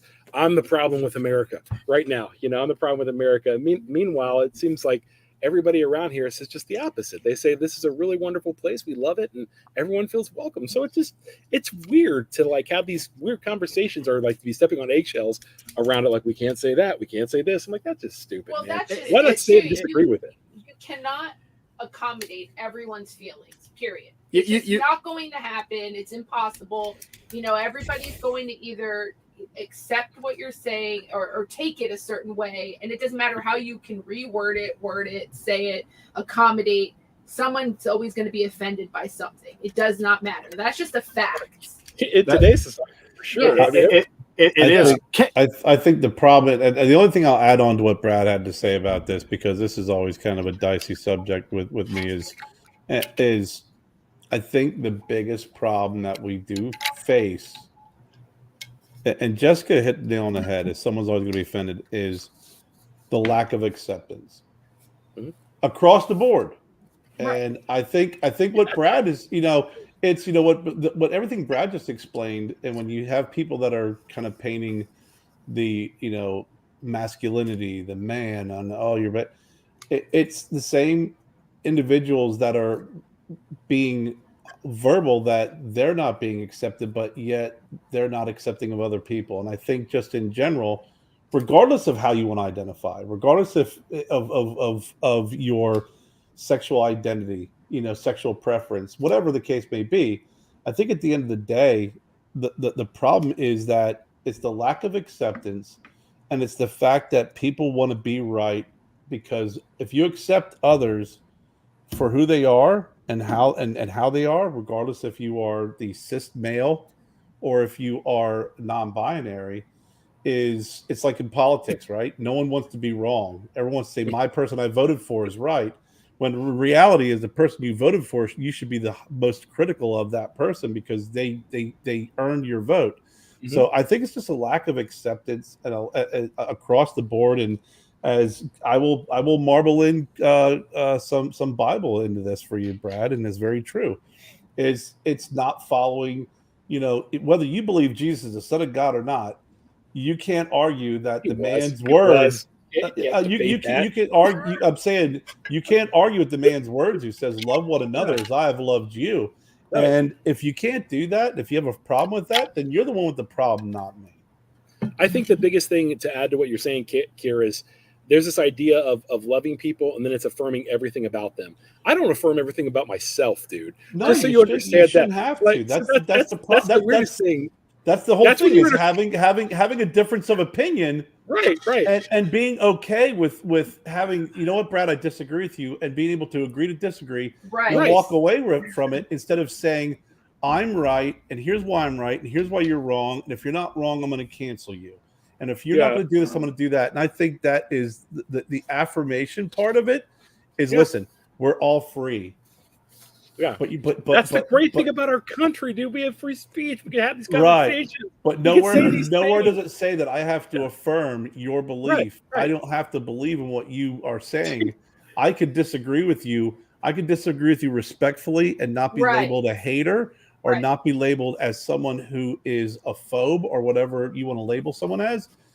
I could disagree with someone and still have a cigar with them and a drink with them, and relax and have a great time. I just want to interrupt for a second. Oak Island time, Manny? Oh, yeah, Manny's got to go. It's time for Oak Island. Manny, you're finding more facts in this conversation than you're going to find in that fucking episode of Oak Island. I'm just letting you know. Letting you know. You're right. But where did things go wrong in just one generation? Brad, your father was a Marine. You know, Kerr. My dad was a Marine. Yes. Your dad was a Marine. Kerr. Yeah. Your father worked at 3 Mile Island. Manly man. My dad, construction supply business his entire life. I always say I am not a quarter of the man my dad is, and I'm not half the man my grandfather is. Our grandfathers were the last of like men. Going through my hometown, going, oh yeah, you see that train tracks there? That's where my grandfather lived after their house burnt down, and their father died, and all 7 of his siblings and him were homeless, and lived in the freaking boxcar and had to beg for food. Exactly, you know, and but I'm 100 times the man, like the man that my son is. You know, like it's one generation, and I don't understand. I still, it's a question I've asked. I've had this topic question with other people. Where in one generation we've never seen this before in the history of mankind, womankind. It's very new. It's very new. It's not something that you see in any kind of history of any generation. Now, you could see the downfall of societies continually. So, and I think I've told you the stat before. There was, and I'm gonna state what she said. So I'm not gonna tell you like my opinion of this. Until the final end, she goes, this was somebody that was at Harvard. It was Harvard or Yale. I can't remember where the study was done, but it was a very, very liberal kind of feminazi. She hates men. This is who she is, and she's lesbian, everything like that. She's hitting checking all the boxes on the left side, if you would. She was asked to do a research project, essentially. I got to find the research project and put it up there for you, where she was asked, what is the major falter point for every society that's ever eroded, if you would? And she comes back and she says, I don't like this. This isn't what I think or even what I believe. And maybe it won't be the same for America, but it's only one person that you can blame the falter of society on. And can you guess the person? It's only one person in society. It's only one person. Okay. Man. Yourself. Huh? It's the father.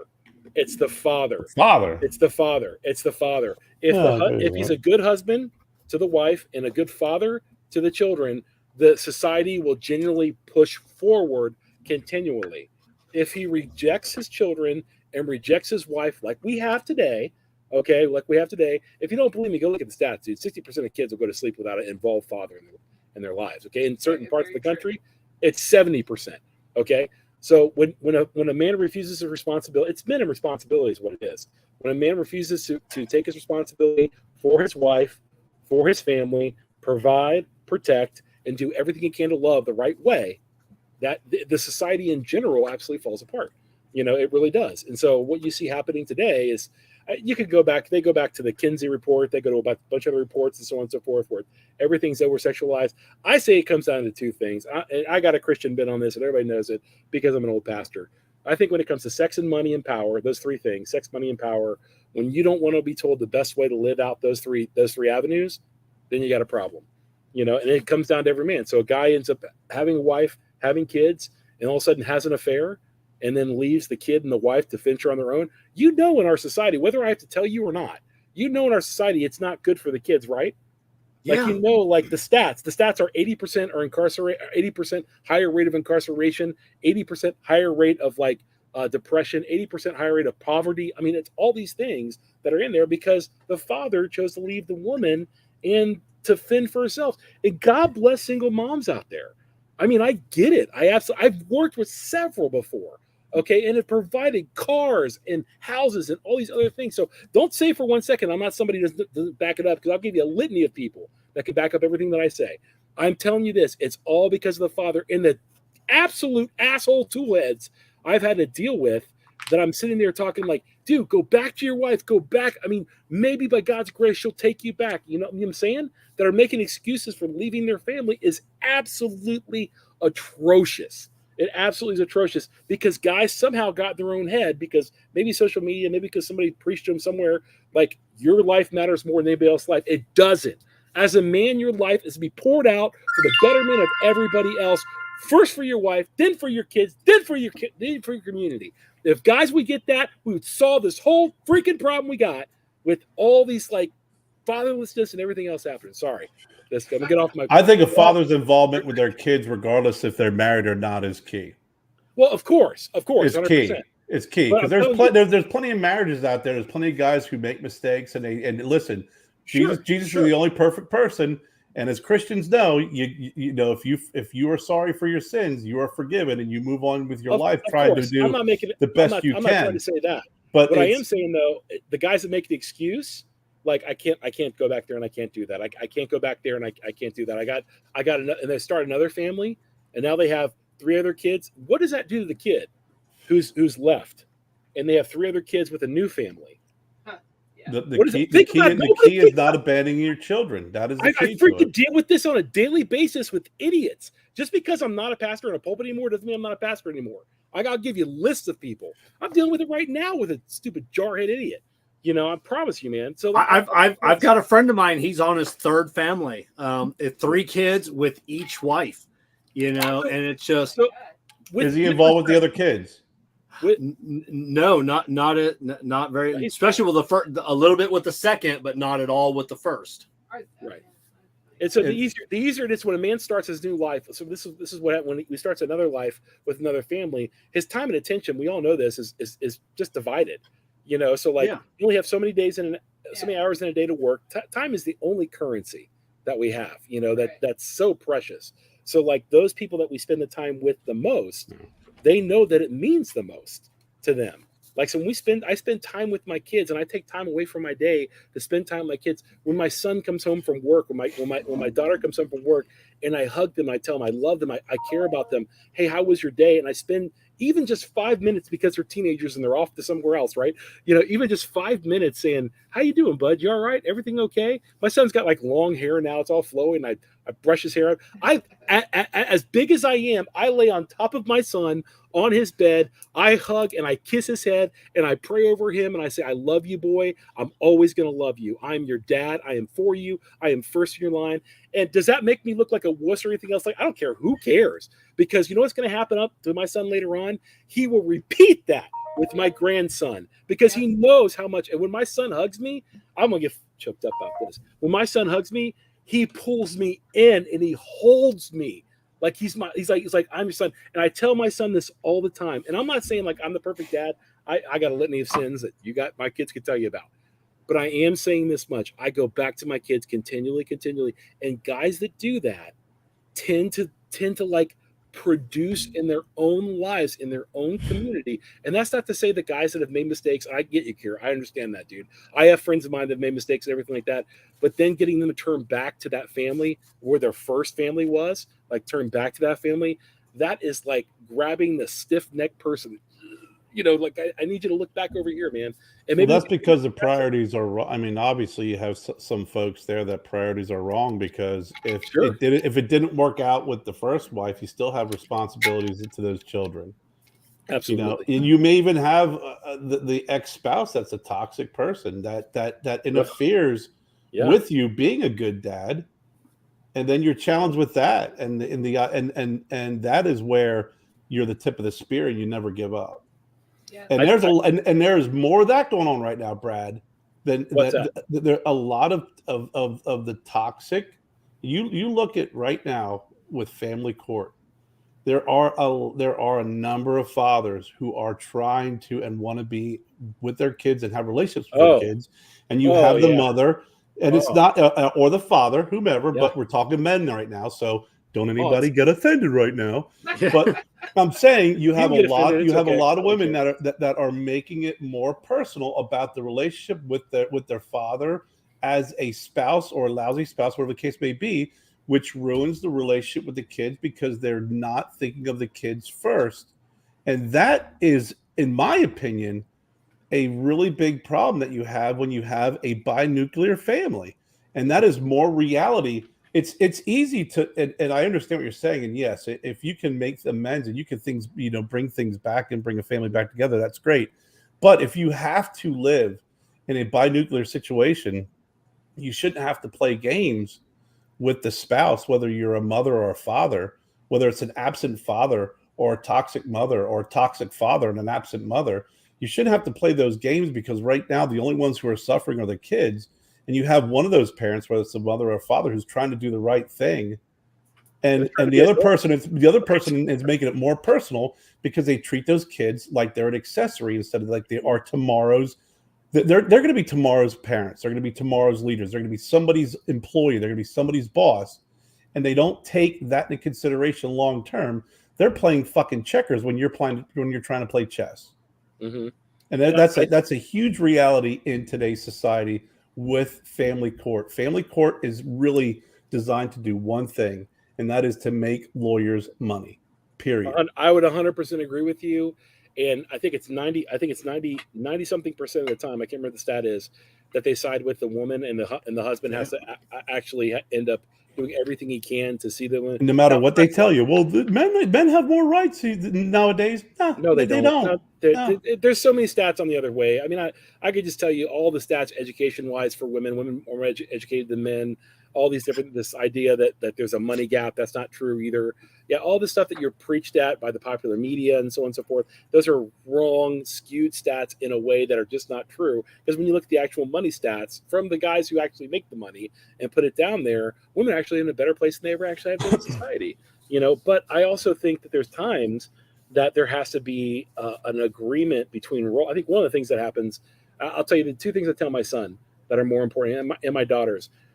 The most important decision you're ever going to make in your life is who's your God. That's the first one. The second one you're going to make is who's your spouse. That's the second most important decision you're ever going to make in your life, because you don't have a choice on the kids, but you do have a choice on the spouse. And if more of us would have thought to ourselves, like, okay, should I be involved with this person? Is this somebody that I can see myself with? Like, because to be honest with you, Kev and Kier, I dated plenty of girls in high school and college. Couldn't see myself with any of them. Long term, literally. Not one. I was like, this is fun. This is a good time. We're having a good time. We're going to see movies, dinner, and everything else like that. But when I met Jamie Dunham, who was later on to become Jamie Reith, I was like, oh, this girl got something. And then I started telling her all my stats and football and everything like that. I'm going to be an NFL player and everything. And she's like, don't care. I care about your character. Let's work on that. And then I'm like, this girl's smart. She's pretty. And maybe if I work long enough and hard enough, I can somehow get into her heart. And I did. So I mean that's I'm telling you what, there's that idea of like even the hard work of like a relationship and everything like that. It teaches you, like we have a podcast called Cut Light and Smoke Podcast. One of my former football players came in the other day, and I have a lot of former football players around here because I coached right down the street. So they came in to smoke cigars. They're all of age now. And he said, Coach, I just had my second kid. And I'm like, yeah, tell me about it, dude. He's like, dude, it's like man-on-man defense now. I need a safety over the back. It's crazy. I'm like, yeah. And so I stopped him, like, let's get this on video. Let's get this on audio right now. Let's do a podcast right now. And he was incredible on what he was talking about. And that's the things, like, you're supposed to, like, when you have kids, you're supposed to be like undone by it. Like, if you really want to know how selfish you are, go look in the mirror. If you really want to know, go ask your wife. If you really, really want to know, have a kid. Now, if you want to get obliterated by how selfish you are, have more than one. And then you're like, oh, God, I'm just the most selfish person in the entire world, at that point, because these people are just pulling you continually, for everything else. You're like, I just want a minute of peace. That's why guys spend 30 minutes in the bathroom.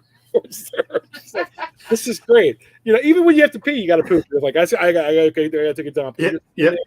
I run the shower. I'll give you my secret. I run the shower, so they think I'm taking a shower for like 30 minutes, and I'm just sitting there like the toilet. I'm not deep pants, I'm just on the toilet, just sitting there. This sounds so good. It's silent. It's nobody wants anything. No one's yelling. I don't have to do a budget. I don't have to think about whose cigars I got to buy when.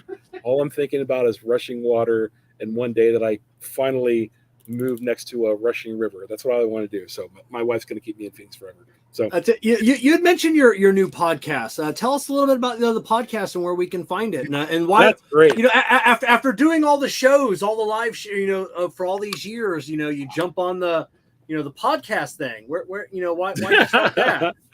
Well, because we had so many people. JB would come to me continually and be like, "Hey, we got another email about us doing a podcast. You got to do a podcast. We lose Kier. Where'd Kier go? Is he okay? Yeah. Okay. Yeah, he's in the background. He must have had to take himself down for a second. Oh, he's awesome. Anyway, so like I got so many emails, so many messages, DMs, everything like that. You guys should do a podcast where you can talk more about what you want. then that's like an hour and a half versus just simply that. So I experimented with it a little bit. We got really bad podcasting equipment in the very beginning, and then I just splurged and got really good equipment. So it's called the Cut Light and Smoke Podcast. It's streaming everywhere: Spotify, Apple Music, Amazon, iHeart, all the other ones, if you would. And basically, we smoke cigars and talk about masculinity, cigars, and culture. And those are our three main topics. And it goes off into weird places. A lot of times, it's a lot of stuff that JB will ask me. Is like, you're a former pastor. How do pastors deal with aliens? And I'm like, well, that's a great question. I don't know. Or he says things like, hey, you how would you respond to somebody hitting your wife? And I'm like, yeah, in jail. So I mean, so like all these things that are really good things. We talk about that. We talk about some of the stuff that we talked about today. And then we smoke cigars. We tell people about the cigar we're smoking and what we think about it. And then we could talk very, very freely because YouTube has all these different conditions of things you can say and you can't say. So that's been very helpful for us. Over 45,000 people downloaded it, which has been great. And it streams continually and we get feedback. So it's called Cut Light and Smoke Podcast. And I have Now I know you have there's for anybody watching, there is links down in the description below, so you can just click on them. Anybody listening to the podcast version of this in the future, links down below as well. But you do have a YouTube channel as well. You've only got a couple of videos up there of the podcast. Yes. Oh yeah. So we have a YouTube channel. So we're trying to experiment with like video, and so because I do all the editing that we do, so I do all the editing and I do all the shooting. So like. I haven't hired an editor because I don't want to do that. I want to control. I'm a control freak. I really am working on that. God's got his hand on me. Pray for me. So when I see a good angle, so we've shot a couple different things and then I edit through a software called Filmora. I know I should learn everything else like Adobe Premiere or Final Cut. I'm stupid. I need it quick, and Filmora works really well. It's kind of like iMovie on steroids, if you would. So I like that form. So and then Best Cigar Reviews, we put up a few podcasts there just so they can see it on the where we do Zeal stuff at. And we have plans to go forward with that. But a lot of guys just like streaming the audio as they drive, and so that's been very helpful for us to be hitting that niche of people that want to hear from us. I was trending on the Christian podcast number 3 for for a week. I don't know what happened, but I was trending on the Christian podcast. I'm my buddy comes in from the soap company. He's like, "You're trending on Christian podcasts." And he pulls up his phone and says, "Look at this." I'm like, "What? That's crazy." What'd I say? So that's been helpful. I mean, yeah, it's like the opportunity to speak again in the pulpit without having a bunch of elders tell you what to say and do. And a lot of people mad for what you say because nobody can be mad. And if I hear it on email and I don't care, so it's very. You talked about YouTube. Now you guys lost the Zeal Cigars YouTube channel, right? You guys never got that back? No, we have the Best Cigar Reviews as our YouTube channel now. Yeah. So yeah, they're really cracking down. It's just they mixed it completely, and YouTube had no qualms about it. I sent several emails. Is there any way we can do this? And if I get legal help, and they're like, good luck. Oh yeah. No, nobody wants to take that on. I mean, there's a couple. I mean, we have in Florida. I think it's Florida and Texas has the two lawsuits and the bills that we passed. Texas and Florida where they can't censor us anymore. Now we're that's going through the Supreme Court right now. So they're kind of gonna weigh on that if that goes towards against the big companies. That opens the door for potential lawsuits, especially for me here in Florida. For YouTube on the censoring of taking down videos. Supreme Court views in our favor. I said that we can sue, and I have every plans of talking to some lawyers. I'll say this though. I'll say something about YouTube that I will give them credit for. They have been a little more fair towards the ATF guys, and they have been a little more fair. It seems like a little more fair as stuff comes out about, if you didn't get vaccinated, that's kind of okay because it seems that medical research now determines that you were just as mute, so like things like that, they're putting up there and they're not calling it disinformation, and I've seen some other things up there. So it's been, I'm just waiting for Elon to buy it. Once Elon buys it, it'll be okay. Well, he did say he wants to create a version of YouTube on Twitter. So I subscribe to Twitter Blue. I can put up longer form content on Twitter. I can do a lot more. So I'm hoping he does mimic the YouTube. If he doesn't buy, obviously I don't know if he has that much money to buy. YouTube, right. They generated $64 billion in ad sales last year alone. Yeah, crazy. Dude, I don't know, man. He's still got. I mean, he's not on Epstein's list. I don't know. Yeah, he's bringing back Vine. So he wants to. So good back in the day. Remember Vine? Yeah, What's his name? Logan Paul got to start, dude. Yeah, Logan Paul and Jake Paul got started on Vine. Right? They bought Periscope and they shut that down. Yep. But then they took the form because we're broadcasting live on Twitter right now, so which is the Periscope version of that. So. But yeah, let's hope that he creates his own YouTube, because I can say whatever I want on Twitter. Like I said, I can post a lot of my cigar videos, and he doesn't care.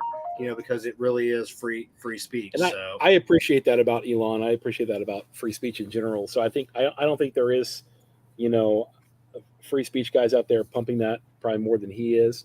And I think it's important to do so, because I think it's how you start conversation. And, as it stays respectfully, even if it's not respectful in the sense of when someone offends you and you feel offended, be old enough to say, hey, look, I'm kind of people would offend me by the stuff they say about Jesus if I freaked out.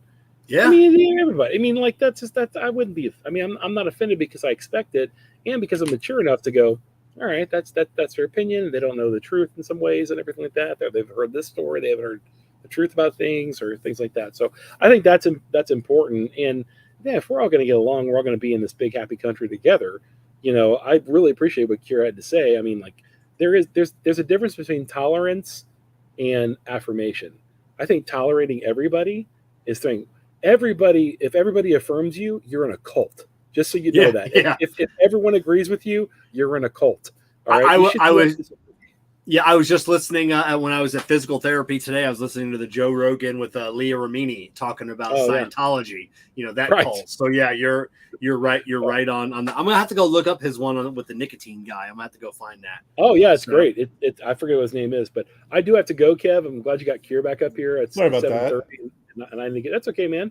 I got to get going, but dude, it's always an honor to be on here. Thank you so much. Did I answer all your questions? You answered them all except for one, which we haven't. Last one. So you talked about. Well, first of all, there's been no guest that we've had on the show more than you.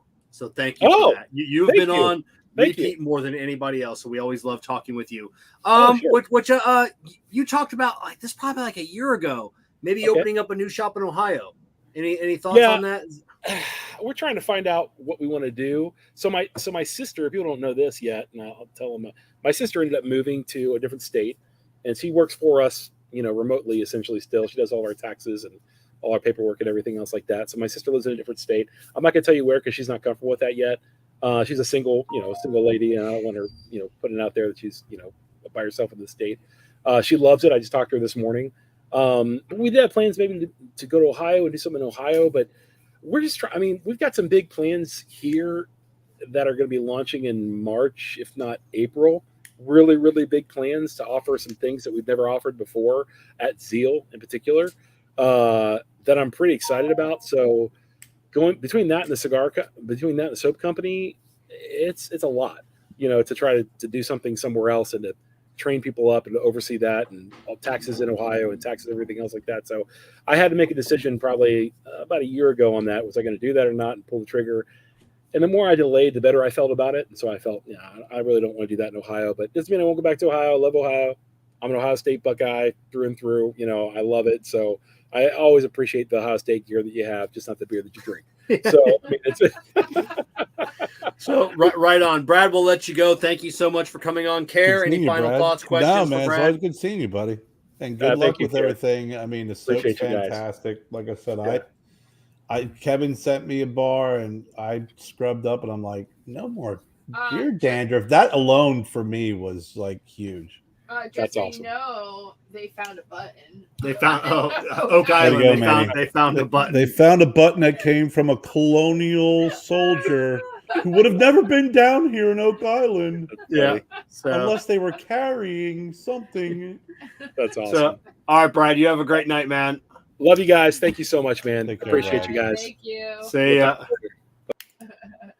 All right, let's hear a word from our spot. Everybody start typing in the word cigar. In the meantime, we'll hear a word from our sponsor, Corona Cigar.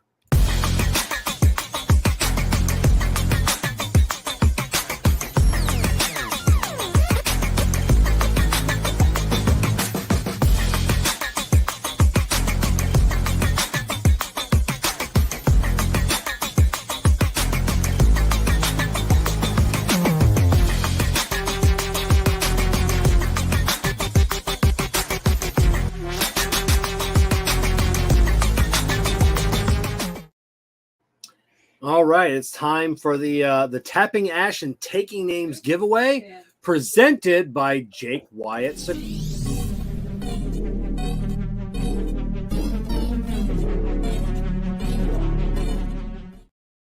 Now, we don't have any Jake Wyatt cigars for you tonight, but Gerard Mardeau with Jake Wyatt Cigars is going to be sending some stuff to be giving away on future shows. But tonight we do have the February 2023 Corona Premium Cigar of the Month Club shipment to give away. It includes a Howard G, the Leon Cersei, the Rocky Patel Disciple, the Maria Lucia PCA 2022 cigar, the Romeo y Julieta Eternal. I can't wait to smoke that cigar, and the Diamond Crowned Maximus. So let me. So good. I'm going to share my screen here. Let's see. Oop, I forgot to. Brad's always a good guess. Oh man, and I'm gonna save my questions because we did not get to half of my questions that I had for tonight. Yeah. I love interacting with him because he's. You guys need to do a podcast. Yeah. I mean, here we go. Sorry. So Mumra the Ever Living, Nice. shoot me an email, kevin@cigarprop.com. Jessica, you got that? Sure. Brad is always just such a fantastic guy. We love having him on because, we just never know where the topic's going to go. He's very passionate about what he talks about, what he believes in. But Brad also does, and one of the things I love about Brad is that if you have a difference in opinions, or if you have a different perspective, he listens. And that's what I was talking about earlier. It's like acceptance. Like you just can't go through life saying this, I'm right, you're wrong. He may disagree with you, but he listens and takes it in. And I was appreciative about him. Well, that's the one thing I always say too. Is like, we don't have to agree, but does it mean that we can't like each other and still be friendly? You look at disagree, right? You look at the friendship I have with Kerr, the friendship I have with Brad. The two things we could not disagree on more would be religion. We have as complete polar opposites as you can, but we all respect each other. We've had these passionate conversations, the three of us, the two of us, and at the end of the day, we're all still friends. I have lost so many friends, in the past over religion and politics. Religion and politics. And politics is another one too. That's just go ahead, Kevin. I'm sorry. I'm just saying it is. You're rolling. It is. But you're right. It's two things that no two people ever agree on. Like I said, I have Republican friends, and we still don't agree on things. And you know what? We're okay with that. And the issue is that, is I've seen family members just argue and not get along. I'm like, you can the people will argue. It's over beliefs. It's just that. But at the end of the day, it's like you're arguing, you're supporting someone you don't know, and you're alienating someone that you do know. And realistically, even when you have differences of opinion in politics, family members, there are going to be some exceptions to the rule. But just because someone is a Christian conservative, straight white male, for example, it doesn't give you the right, and it doesn't mean that you can start labeling them as XYZ, because that is the one thing that is really everyone is fighting against is labeling, right? Yeah. It's the same as if you're liberal, female, non-binary, whatever the case may be, you don't want to be labeled. So why would I label you? In my opinion, you're a person. This is how you feel. This is what you think. This is what you believe. This is how you identify it. And I will respectfully, disagree on things, but also in the same respects is I'm not going to be so blatantly disrespectful to not, it's not affirmation of someone's beliefs. It's if someone says, hey, this is how I identify, I'd be like, all right, cool. That's how you identify. I respect that. Because that's how you identify. Don't force me to have to believe XYZ, but I believe and I will respect, what you're telling me and what you say and how you feel. Yeah. It just gets too dicey. It's like people want to say that you're not being that if you don't accept me in this way, then you hate me. No, not really. Yeah, no, not really at all. So no. So all right, anybody make sure Cigar Soap Box links in the video description below, links in the podcast description if you're listening to this in the future. Check out Brad company newest venture. Cigar Soap Box, absolutely fantastic cigar. Yeah, fantastic soaps. Zeal Cigars for everybody always knows Brad has some great house blends over there. Don't smoke the soap. Yeah, don't smoke the soap. Next week we welcome. We haven't talked with Juan Cancel and Kevin Shahan of Protocol Cigars. Wow. Like they were like one of our first guests on way back when we started this a couple of years ago. So we have so much to get caught up from Juan and Kevin. And, I'm gonna yell at them. I got to yell at them. Oh, right, because everybody's at TPE this week. So we'll see how TPE went for them, and can't wait to talk to those two super cool cats and just good guys. Absolutely great guys. Make sure you're following Kerr Viajante, Stogie Road Cigars, producer Jessica, Cigar Prop, on all the social medias. Links are in the video and podcast description below.